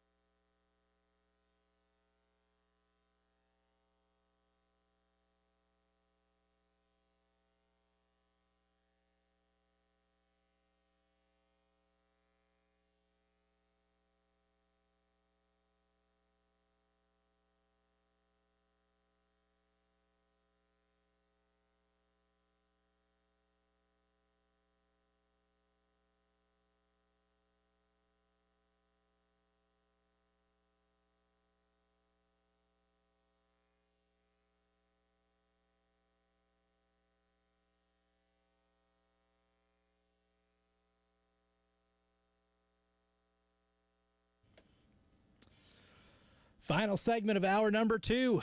Our final segment of playing overrated, underrated, or properly rated with Phil Steele and his projections of SEC teams for the 2024 season. We'll skip ahead a little bit. We'll get to South Carolina. And here's where South Carolina ranks. We just got to Tennessee, so for those who missed it, Georgia number 1, Texas number 2, Alabama 3, Ole Miss 4, LSU 5, Missouri 6, Oklahoma 7, Tennessee 8, Texas A&M 9, Florida 10, South Carolina at 11, just a hair above Kentucky and Auburn. So, Mike, you hear those projections for the Gamecocks. Knowing what we know about them after spring ball, do we think that's overrating them, underrating them, or probably putting them where they should be in terms of where the rest of the league is? I would say this if I was working in a different market. I think they're slightly underrated. Now, I'm not going to go crazy and say, like, this is a team that's going to be competing in Atlanta for an SEC title or finishing in the top 4 of the conference. But I do think, I don't know, there's just something about that defense. And I know you mentioned, I do like it. The comments from Nick Eamon-Worry, just this defense and just what this defense could be this year. And granted, the defense could be phenomenal. It could be one of the greatest defense they've had in quite some time. As we all know, the offense will need to back that up. So when you look at the schedule, I get it. We all play the game where are you going to get your wins, right? You know, that's a win. That's a win. That's a lot. Oh, that could be a toss-up. I understand that.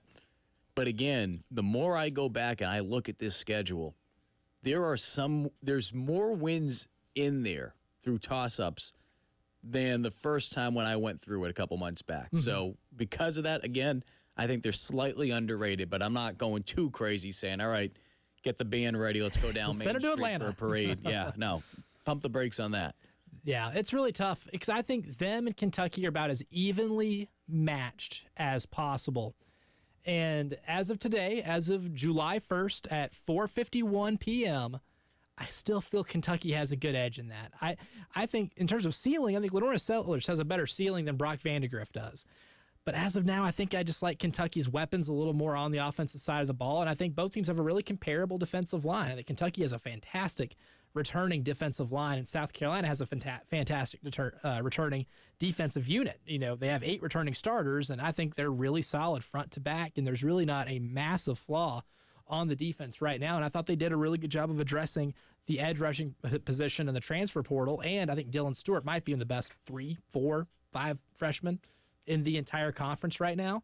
But just because Phil has them a little over Kentucky, because I look, when you compare South Carolina with Auburn, I think they're definitely better than Auburn. Mm-hmm. I would take them on, whether they're playing here at Willie B or if they're on the Plains, I'm taking South Carolina. You look at Arkansas, I think they're 10 points better than Arkansas. Here or in Fayetteville, same thing with Mississippi State and Vanderbilt. The only team that I think I would take issue with that they're ahead of is Kentucky. But we're going to see, because that game is going to determine a lot of things in the second week of the year. September 7th, you hate saying any game is a must-win on September 7th, but this is as close as it gets, just given the stretch that they go on afterwards. Because LSU, Ole Miss, at Alabama, at Oklahoma, A&M at home. I mean, you're not going to have, outside of Akron after the LSU game, you're not going to have what I would consider a game you're favored in until November 9th at Vanderbilt. And if you don't get that Kentucky game, getting to 6 wins can be pretty tough. But, you know, I don't see any reason why they couldn't in terms of, you know, pulling off upsets. Upset Oklahoma, upset LSU at least.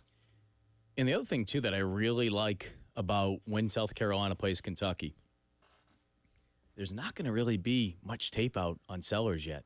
Because, look, you go into that Old Dominion game. I'm not going to sleep on Old Dominion after what took place a couple of years ago against Virginia Tech. I'm not saying that South Carolina should be worrying about losing that game. But what I'm hoping is that South Carolina is able to get out to a comfortable lead enough where you're not going to have to play Sellers for the majority of the game, and you're not going to have to show too much. I think that's 2 things that, you know, if you're able to get the win outside of making sure that no one gets hurt. If you can do those 2 other things, great. Kentucky now, heading into that Week 2 matchup, what are they going to do? They're going to be watching tape on that Week 1 game for sure, and they'll go back and watch, some of the broadcast version from a spring game. They'll go back and watch garbage time against Furman.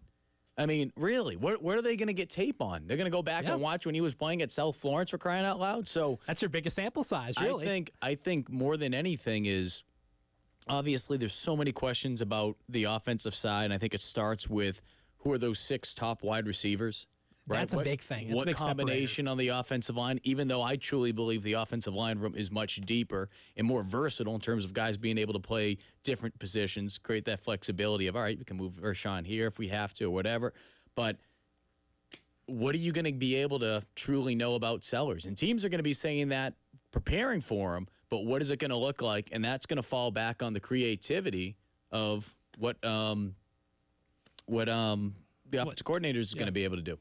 Yeah, I mean, Dowell's going to have a ton of versatility. Loggins is going to really – I'm excited to see what he can do, what Dow Loggins is going to be able to do. Especially for that game. And that's a big – and there's, obviously no coincidence why that's the SEC game of the week on ABC for that one. Because for both teams, that could be make or break. 5 o'clock news, drive around the SEC, and a whole lot more as hour number 3 starts next.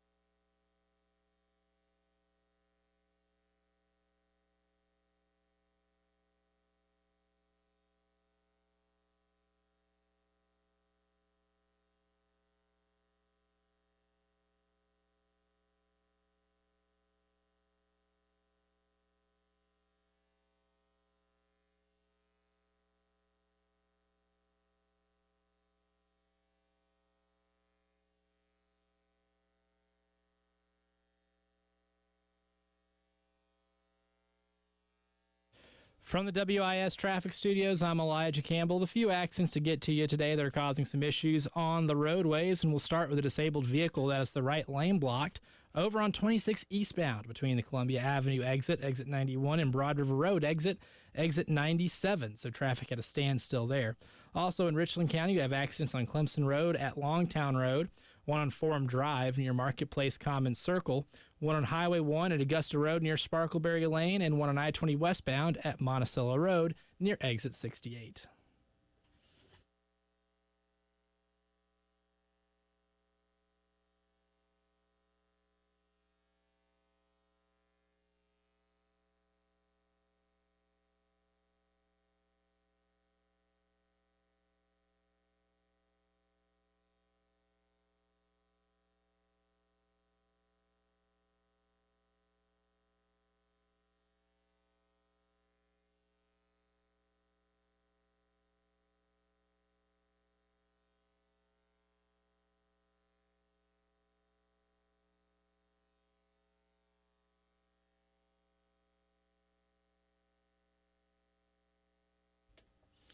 And as we do every day when it's 5 o'clock, we give you the latest news from around the sports world. I'm Elijah Campbell. Mike Yuva is in today for Jay Phillips. He'll be on vacation all week.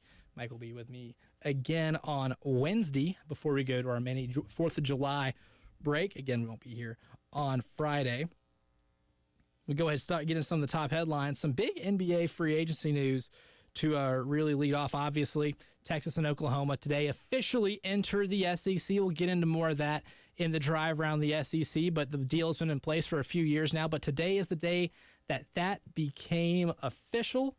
Some other news around the sports world. Again, Klay Thompson today, former Golden State Warrior sharpshooter and small forward, 4-time champion, has agreed on a 3-year, $50 million deal to join the Dallas Mavericks. So the team that just lost to Mike Yuva's Boston Celtics in the NBA Finals adds one of the greatest sharpshooters in the history of the game to the roster. And Mike, now that you're here with your Boston Celtics championship shirt on, do the Celtics win in 6 or 7 games if Klay Thompson's playing?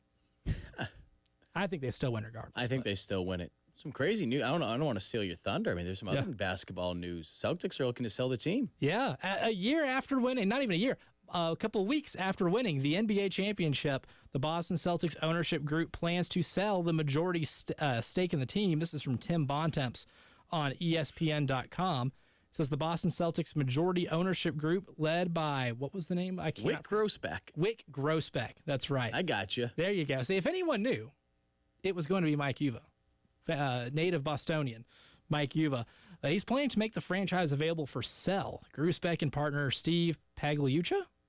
And we'll go with that. Yeah, that sounds about right. Led a group that purchased the team in 2002 for $360 million.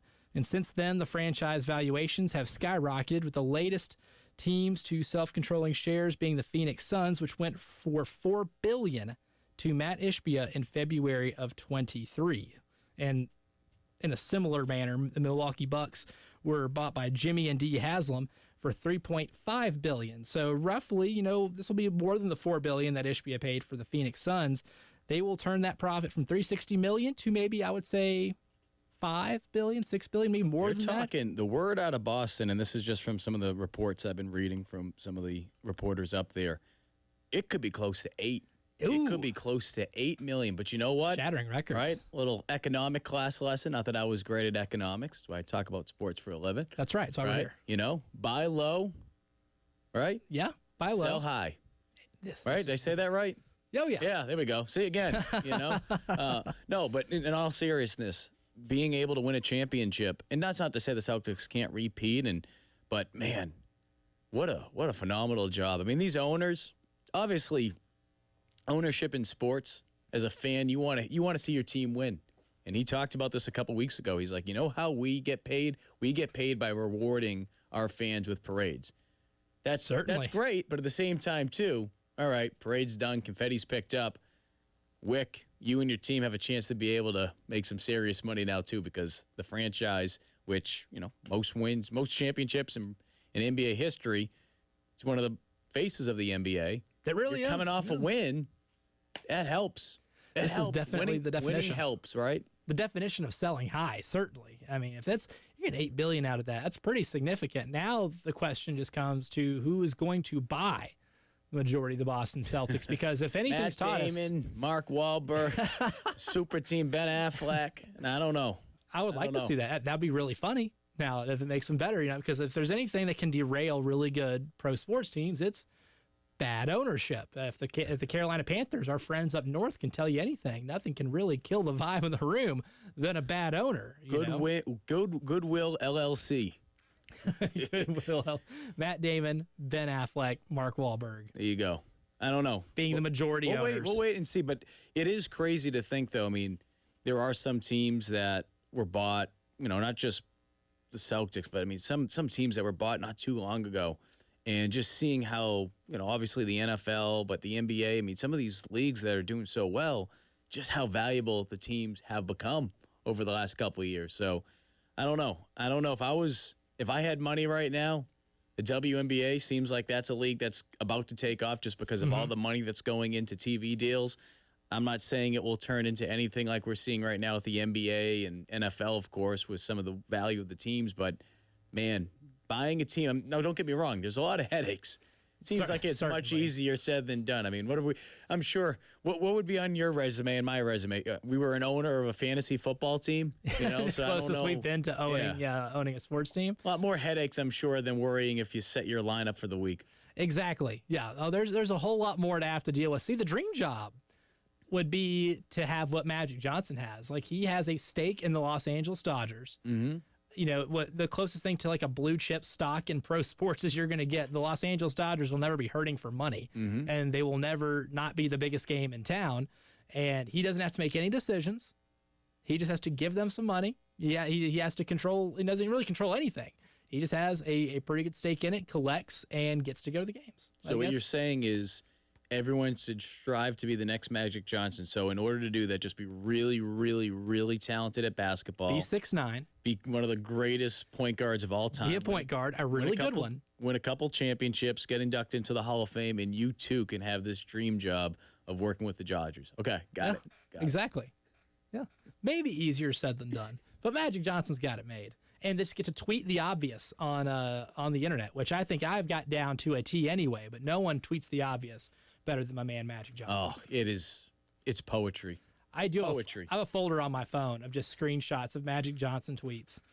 Just if I ever have a down day, just reading those in his voice just crack me up because they're the most obvious things on the planet. It's incredible. We get that free content. Can't beat it. And that's another thing, too, in terms of valuations of NBA teams going up. They have that new TV deal, which is for a lot of money. And the reason that the NBA and TNT is not going to be existing anymore, maybe that may be another incentive to sell high for someone like the Boston Celtics. Maybe. Wait and see. I'm interested to see how it plays out, though, because like I said, I think it'll be a record deal. And, obviously from a fan's perspective, interested to see who takes over. But I think it will be historic, to say the least. And the team is for sale, but that does not mean they stop making moves, because Derek White, Boston Celtics guard, who I think probably was my third option to be the MVP of that series, maybe second. I thought he was fantastic. He's fun to watch. Series, both. I always love. I mean, especially I have a soft spot in my heart for guards because God didn't bless me with the most height, even though we're talking about born NBA. To be a guard. Yeah, I mean Derek White, of course, is taller than me, but I love guys that play on both ends of the court. I know he's not a guard. When you try and make a comparison, Colin Murray Boyles, like that's the type of player that I love. I love someone that can obviously score, but he just is so locked in defensively. Derek White, phenomenal all season long. Want to go down a rabbit hole. I think it's an absolute joke how the NBA doesn't have positions anymore when they do their, first team defense, because it was like all forwards and it seemed like it was like all guards in the second. There's an imbalance. I mean, it's a joke. Derek White, what he did that postseason, but all season too, certainly was impressive to watch. I love guys that just give effort on both ends of the court. That makes me sound old, and so be it. I love it. Everybody's got a good old man take. A get off my lawn take. Everybody a little does. Defense, slap the floor. There you go. I definitely was a floor slapper in high school. I don't know. It got me going. It got me energized. I maybe watched way too much Greg Paulus tape growing up, but that used to get me energized. And Derek White's one of those players, man. He's one of those guys that not many guards are going to be tops of their team in block shots and steals. And Derek White's one of those guys. and you got to have him to win a title. And the Celtics rewarded him today. 4-year, $125.9 million contract extension. So he's locked in. They get one of the more valuable guard defenders in a long time. It's unbelievable just seeing how some of these contracts are going up. I mean, NBA, that's where you want to be. I mean, baseball for a while, I'm not saying baseball isn't where you want to be anymore, but basketball contracts, a lot of this money is guaranteed now. Almost all of it. It's And then you look in the NFL, incredible. Almost none of there's very few of it is actually guaranteed. And like for instance, I was sent a message from a friend of mine talking about Isaiah Hartenstein, who signed with the Oklahoma City Thunder. He was actually the New York Knicks backup center pretty much. I mean, he didn't even really start most of the year, and then Robinson went down for the Knicks, and he had to start in the playoffs. So he's a backup center at heart. Signed with the Oklahoma City Thunder today. I'm pulling up the exact number here. 3 years, $87 million. And with all that being guaranteed, he's basically making around $29 million a year. Would you like to guess how much Myles Garrett, the best defensive player in the NFL, makes per year? going to say 15, 16?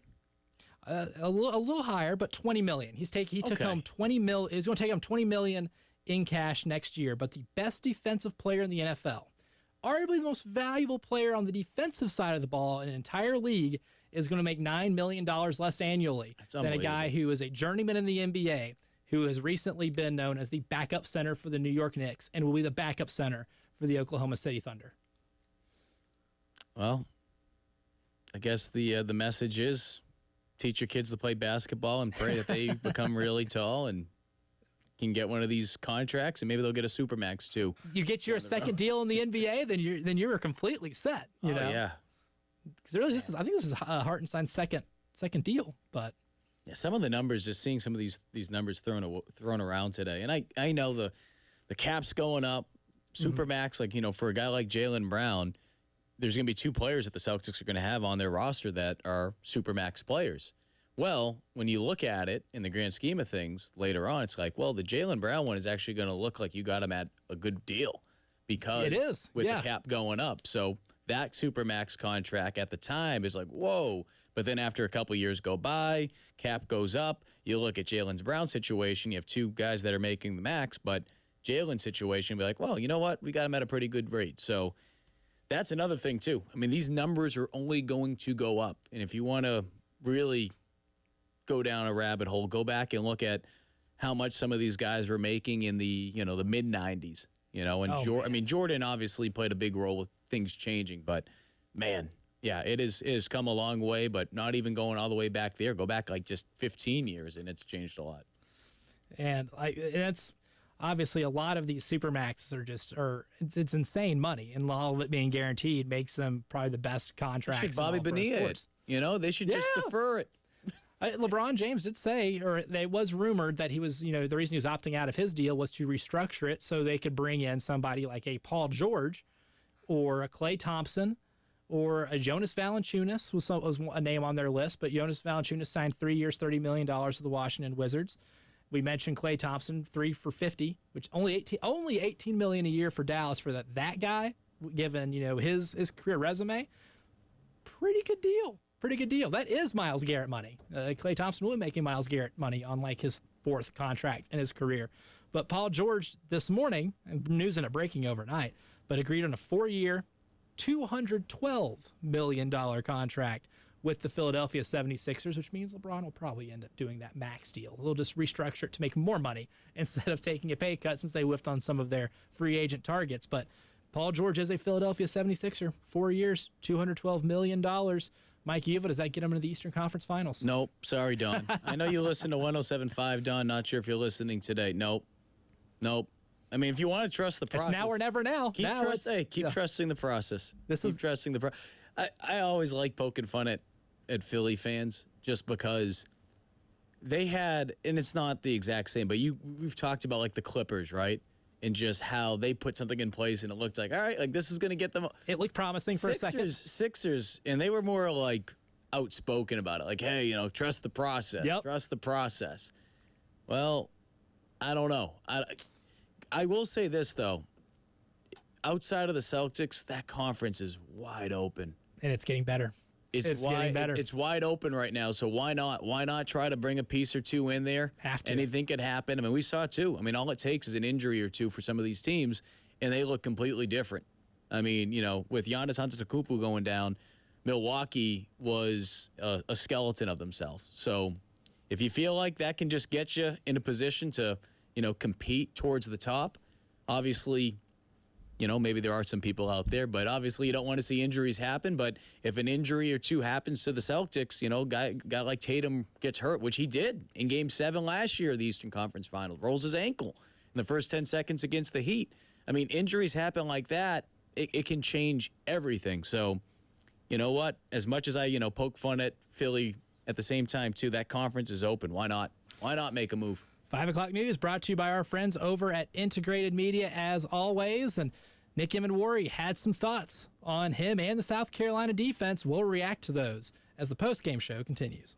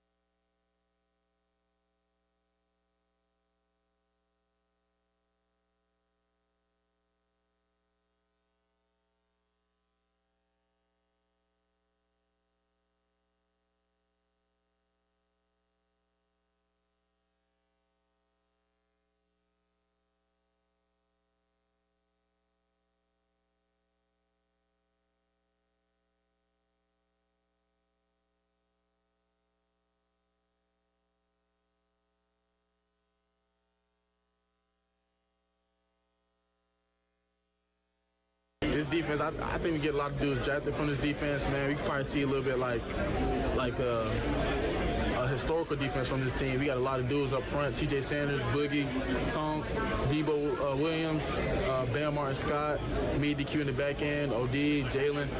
This defense is going to be crazy, so it's just something to see. A fun defense this year. A historical defense, Nick Emenwari says at the Palmetto Autographs event over the weekend. And you know what? I don't know if I'd go as far as historical. A lot of defenses have played in college football history, but I think that might be this might be one of the better defensive units in the SEC, and I think it could be the one thing that keeps this South Carolina team an interesting bunch for the 2024 season. I'm Elijah Campbell, Mike Uva in for Jay Phillips this afternoon, and Mikey, hear Nick in his confidence about this defense going into 2024, given the loaded schedule we've gone over, ad nauseum on these airwaves for the last few months since the schedule was released. It certainly feels like the confidence is warranted, so to speak. Yeah, and it's not just in front of the camera, too. It wasn't just an act. When I was recording that interview, yeah, that's what he said. And by the way, because I think some people may have missed it, because I have some people ask me on Gamecock Central saying, wait a minute, he didn't mention the new players. Chaz Frazier, who works as a sports anchor over at ABC Columbia, Wolo, in town, he also went over at a different point of the day and interviewed Nick, and he mentioned some of the new faces as well. I think it was just one of those things, you're trying to mention so many different people's names, and, sometimes you'll forget a player or two. Can't just reel off the whole roster. So just want to throw that out there because I know that got brought up a couple times. But just talking to Nick off camera, too, and having covered him during his entire career at South Carolina, even going back to his days at Irmo when I used to work at Watch Fox, he's someone that's not going to say something unless he truly believes it. And I wasn't here to cover DJ Swearinger. I've got to know DJ over the years. But from just talking to some of his teammates and then just being around him the few times that I have and been able to talk to him several other times throughout my tenure down here, that's the type of vibe I got listening to Nick, that he's someone that has confidence, he has a swagger to him, but he's not going to just say something for the sake of saying something to get headlines. He truly believes it if he is saying that. And from talking to several other players this offseason, off record, they've been telling me similar things too. And I think, historic, maybe historic in the sense of South Carolina. There's been some really good Gamecock defenses over the years. Pro players that made up some good defenses. That Fire Ant defense, we can go back, years ago, back in the 80s. So, they've had some really talented defenses as a unit, not just individual players. I think this year we could see some talented individuals, but defensively as a unit, I think it could be really, really special. When you look at just the number of returning starters, you look at that digit that sits there, it says 8. That's got to make you really excited, especially considering how well they play towards the year. You can look at the cumulative season numbers, right? And it doesn't tell the story of what happened the last 4 weeks. You go back, you hold Vanderbilt to 6 points, Kentucky to only 14, and Clemson doesn't score a single offensive touchdown on you.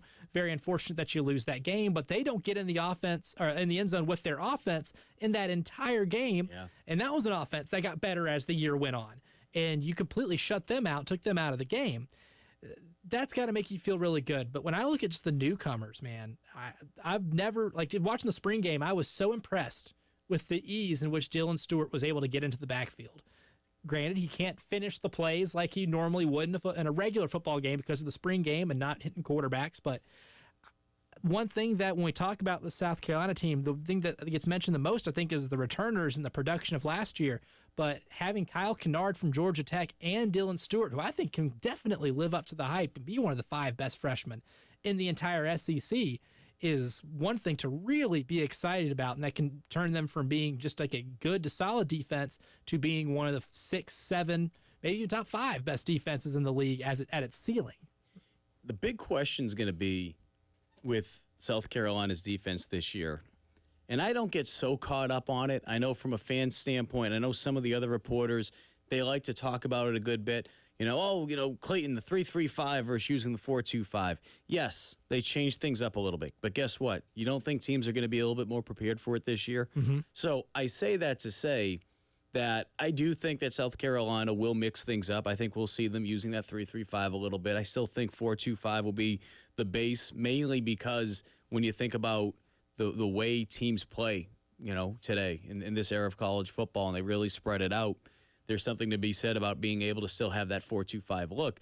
I think when you look at some of the experience they have and some of the depth they have at several positions on the defensive line, but especially that edge room, and I've talked about this a little bit on Gamecock Central this offseason, some of those positions can really become interchangeable. So you look at a guy like, say, Kyle Kennard, right? And you want to be able to get him on the field across from, say, I don't know, Brian Thomas Jr. But at the same time, too, Dylan Stort's been doing some really good things, and you want to find a way to sneak him onto the field a little bit more, get him some extra reps. Well, guess what? You go with a 3-3-5. Guess what you can do?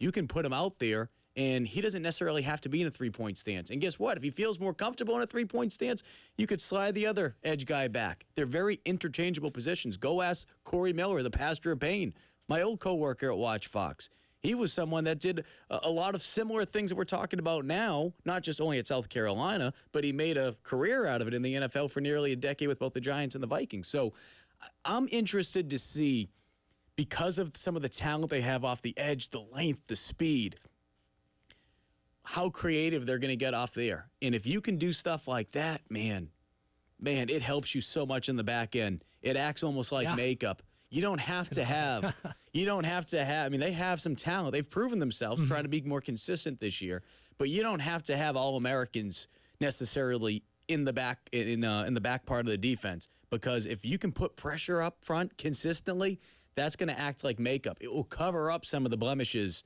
in the secondary, if there are any. And that's the thing. Nickel corner was kind of the one blemish they struggled with a lot last year. You just go back and look at the Florida game. Ricky Pearsall had the game of his life because he kind of played in that slot role, and they just kind of got to get the matchup they wanted, and they marched down the field basically at will. But you didn't see the nickel corner position become that big of an issue the last few games of the season. How much do you think the front end, and not only makes it up, but those guys are going to be better even if the front end isn't getting to the quarterback consistently? Well, nickel's one of those positions that you certainly need to be able to have someone that can get the job done, simply because even if you have a really good and really talented defensive line, talented quarterbacks are going to be able to get the ball out quickly to a guy in the slot. And that position, that slot position, has really evolved over the years. I mean, you see some of these hybrid guys, too. Some of these guys who are essentially tight ends playing that position now, right? I mean, we're seeing in the NFL with a guy like Travis Kelce. We saw it for years with a guy like Rob Gronkowski. We've seen it in the college ranks for sure with multiple players. Hayden Hurst was one of those guys. It was difficult to cover. Definitely. So one thing that South Carolina has been really fortunate with, and it goes back to the tremendous job that Traven Robinson has been able to do. Torian Gray, excuse me. Ooh, sorry, guys. I was reading going back. I got some old Gamecock PTSD in me right now. But the job that Torian Gray has done in the secondary, especially with developing guys at that nickel spot. You know, I've mentioned this before. Carlos Patel, he came in from the Division II ranks. He had only played corner in both high school and college, well, before getting to South Carolina. Got coached up, and he did a phenomenal job. I think he started the last 6-7 games at that nickel spot. And we've seen other guys play that spot. So last season, yes, it wasn't where they wanted it to be. They experimented a couple times, too. With a guy like Jalen Kilgore, and Kilgore's talked about it this offseason a little bit, talked about it in the spring, he has felt more comfortable with playing that position. That's what you would expect someone to do, right? I mean, you're asking him to play safety and then say, hey, can you also do this? But when you have DQ Smith, when you have Nick Eamon-Worry, and you have Kilgore, you want to find a way to put all those guys on the field. And I think it was a struggle because you're trying to figure out, okay, how can we get all these guys on the field? But at the same time, too, putting which guy where. So I think Kilgore will do a good job at nickel. I think we'll see, a guy like David Spalding, who, God forbid, God bless him. I hope he's able to stay healthy because he does have experience at that position, but he's really struggled, staying healthy. Today is the first day of a new era in the SEC. We'll discuss on the drive around the SEC as the postgame show continues.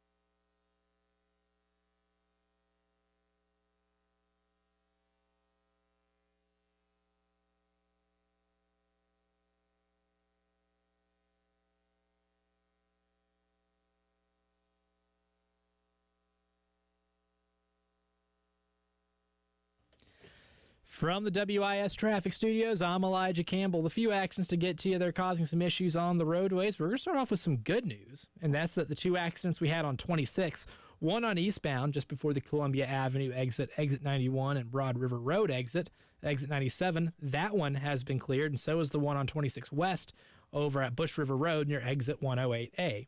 Traffic moving much more smoothly through there, but we still have some issues out on the roadways this afternoon, including an accident on Clemson Road at Longtown Road, one on Highway 1 at Augusta Road at North Grampian Hills Road and Sparkleberry Lane, a couple there causing some issues, and one on 20 eastbound just after the South Carolina 277 exit 73. All those still causing some mild traffic backup.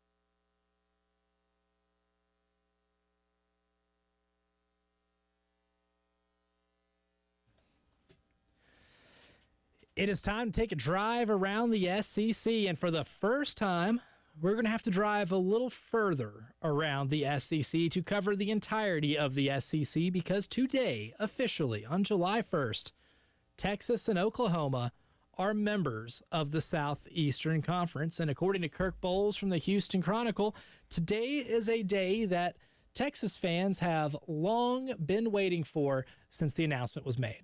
Oh, my God. Lower Nation's been starving for this moment, and I don't know when they've looked forward to something, quite this much in anticipation of being in what they think is a league they belong in. And so I just think it's finally here. It should have happened a long time ago, and Texas fans just can't wait. I don't know if all of them have the same bravado that Quinn Ewers does, because, Texans, they can be kind of shy and bashful. And, of course, Texas, not the only school excited to join the SEC. There still is Oklahoma, and according to Eric Bailey from Tulsa World, he was also on Paul Feinbaum, this means there's just a new opportunity for the Sooners to be able to add extra rivalries to their college football slate. It's funny. I'm old enough to remember when Oklahoma was in the Big Eight. That OU-Nebraska rivalry was huge. I lived for that growing up. I loved that rivalry so much. And then when Oklahoma joined the Big 12, it meant OU-Texas was a conference rivalry, and that meant so much. So as both a reporter and as a fan of college football, I'm looking forward to new rivalries. I'm looking forward to Oklahoma and Arkansas playing each other. They've only played each other 3 times over the past 100 years, which is crazy because of the proximity of those two schools. I'm looking forward to seeing Oklahoma play Florida, play Georgia, play South Carolina, all the newness which is going to come forward out of this new conference affiliation. That's what I'm looking forward, as well as rekindling old rivalries. Oklahoma and Missouri is getting pretty spicy now, and it's been a while since they played. So it's not just these new rivalries, it's rekindling the OU Missouris, the OU A&Ms. Those are going to be so much fun. So as a journalist, it's going to be so much fun making these road trips, going to LSU for the first time in my life. I'm spoiled. This is the greatest job in the world.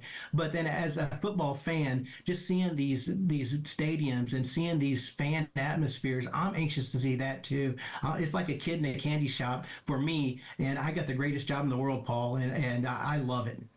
Eric has a little bit of a point here. As much as I don't like Texas and Oklahoma coming into the league, merely for numbers purposes and for maybe watering down your product or not being able to get an accurate champion on the football field or basketball court, just because it's going to be a lot harder to play every team in your conference. And in basketball, you're not going to be able to do it twice. It's going to be a squeeze to get everybody else in there once. But despite all of my reservations that I have about Texas and Oklahoma coming into the SEC, I think Eric made a fantastic point, because it's so strange, Mike, to think that Arkansas and Oklahoma have only played 3 times in 100 years. To hear. That's something I learned new today, that they only played 3 times in 100 years, and now they'll get to have that game. I don't want to say annually, but I mean, they're going to have it pretty frequently. They don't have them on the schedule this year, but maybe soon they'll be able to start playing Arkansas, and we do get a rekindling of Oklahoma and Texas A&M, or seeing Texas play Missouri or Oklahoma and Missouri. You're going to get to see those once again. Those get to be revitalized a little bit because all the 4 of those schools have had some great games over the years, and who can forget? Obviously, Texas A&M is going to be in the last week of the year every season. So despite the reservations I think I had coming into this, I'm slowly but surely accepting it, and slowly but surely, maybe a little excited, dare I say it, that we're going to have some matchups that we just haven't gotten the opportunities to have. While I'm not crazy about the idea of this year's schedule being the same as next year, just you're alternating as far as who's home and away, what I'm hoping is that this is a sign that things will continue to change for the good for the fans. And what I mean by that is there were years that would go by where Alabama hadn't played at South Carolina or vice versa, right? Like at their spot. So I mentioned Corey Miller, his son, Christian Miller, who played at Spring Valley. He never had an opportunity. He was there for, I believe, 5 years. He never had an opportunity to play at South Carolina. Like, I feel like that's one of those things. Now, granted, at that point, you still had the divisions, but I feel like being able to rotate it, and that's the beauty about the SEC, is that the passion in this part of the country, that's why I came down here to cover football. I mean, I cover sports in general, but especially the football part of it, it is second to none. You can't compare it to anywhere else. So there is something to be said when you have a new fan base, or a team that's new to your schedule, I should say, and that fan base has a chance to go somewhere that's just different. I mean, I don't know about you. I've already heard from people saying, man, I can't wait to go to Norman to go see South Carolina play Oklahoma. I've never been to that stadium. Yeah. Just different things like that. And I think that part of it, more than anything, is the exciting part, is that, okay, yes, there's going to be more competition. We know that. It's going to be tougher. But as George Rogers said, and I know it wasn't the SEC when he was playing, he's like, you can't be pounding your chest saying, that you're the SEC and then get upset that the schedule is tough because it's the SEC. I mean, that's just the reality That's a of good point. Yeah, that's a good point. And there's pros and cons to this too, because I am bummed that South Carolina isn't playing Tennessee, Florida, Georgia this year. That's watching the SEC my entire life. Different. Yeah, it's gonna be weird. It's gonna be really weird, and I can imagine for those who have lived here for their entire lives, that have been Gamecock fans their entire lives, and all they know is cheering on South Carolina and the SEC, that not playing those 3 schools is going to be really bizarre.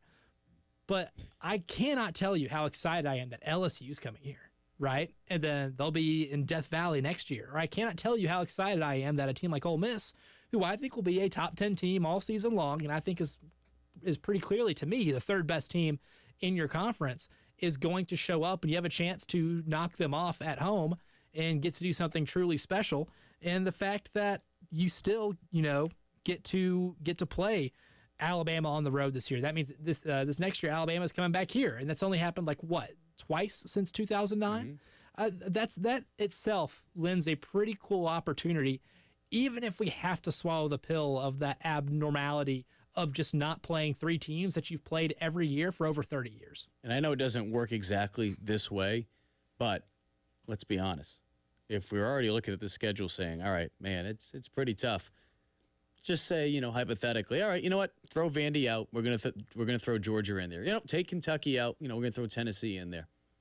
I know there's people that like to compete, but at the same time too, to survive. My whole point being is, if you think the schedule is tough right now, it could be a lot worse. It could be a lot worse. Yeah. Well, when we first looked at this back in December, I think the consensus for everybody was looking at that stretch from, starting with that really important game at Kentucky, then after that having LSU on the 14th of September, then, you have the game against Akron, the bye, but then you're back and you're hosting Ole Miss, who is going to be really good. October 12th at Alabama, that very next week at Oklahoma, and then you have another bye week, and then you have Texas A&M. You're looking at all those games, and you're like, oh, man, that could be really brutal. You see what you just said right there? And I mentioned this on Gamecock Central about a week ago. That's one thing I feel like from a timing standpoint that could not have been better for South Carolina. The fact that they're going to have 2 byes this year. Yes. When you look at some of the question marks, and I get it, every other team in the country is going to deal with having 2 byes. Ahead of 2 crucial games. But when you're trying to figure out your identity on offense, when you have a young quarterback, when you have a wide receiver room that's trying to figure out, okay, who's the top 6? Who's going to be the guy? Right? Your top 2 leading receivers for the past 2 years, they're no longer here. Your offensive line, yes, there's talent there, but what's that rapport going to look like? Who's the 5 guys? By that point, by that point of being able to get to that first bye week, you're able to catch your breath a little bit. You get to that second bye week. Now, we know it's only going to get tougher, but you're going to have a chance to be able to do something that, I mean, I'm not saying that this team would have been bowl eligible last year if they had 2 bye weeks, but because of some of the challenges they faced, the musical chairs and the offensive line, think how beneficial that could have been if they had an extra week to be able to catch their breath. So I'm not saying that's going to be, okay, everything's going to be all sunshine and rainbows for the Gamecocks, but for this team, some of those questions on offense, I like having 2 byes this year for sure. And for the first time, we had a drive around the SEC that includes Texas and Oklahoma, one of many, many more down the road. We'll conclude Monday's show, the postgame show, right after this.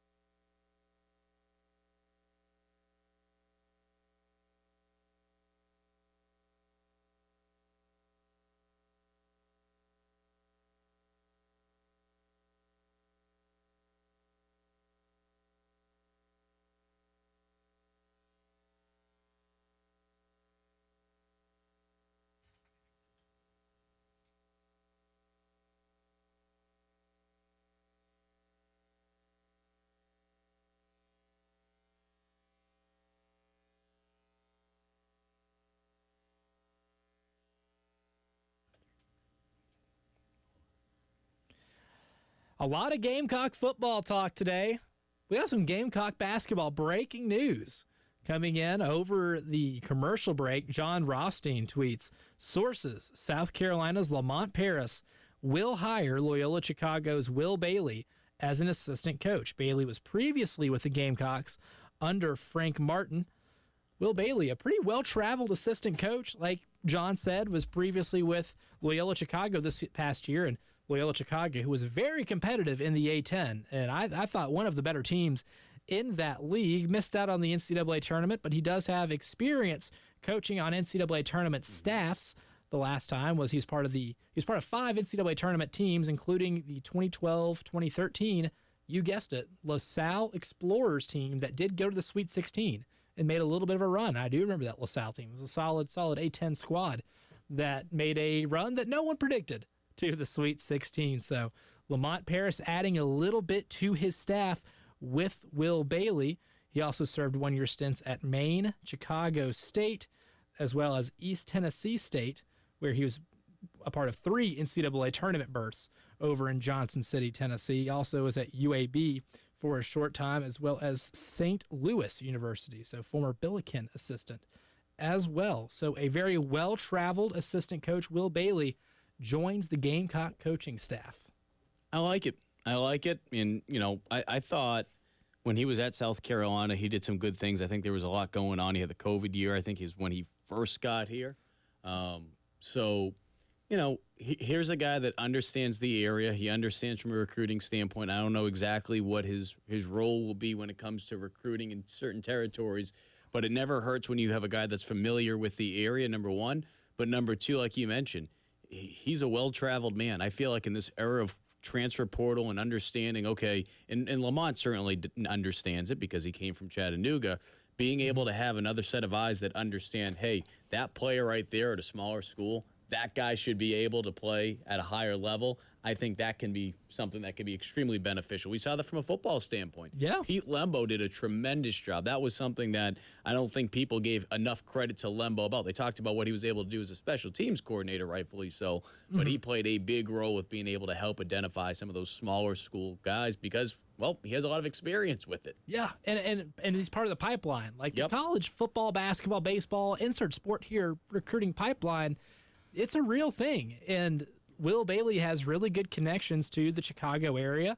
He's a Chicago native, so one thing that he really excelled in the A-10 was being able to recruit the area of Chicago really well. And here in South Carolina, he can maybe expand your basketball recruiting network into that area as well as, and like you mentioned too, I think the biggest thing is transfer portal recruiting.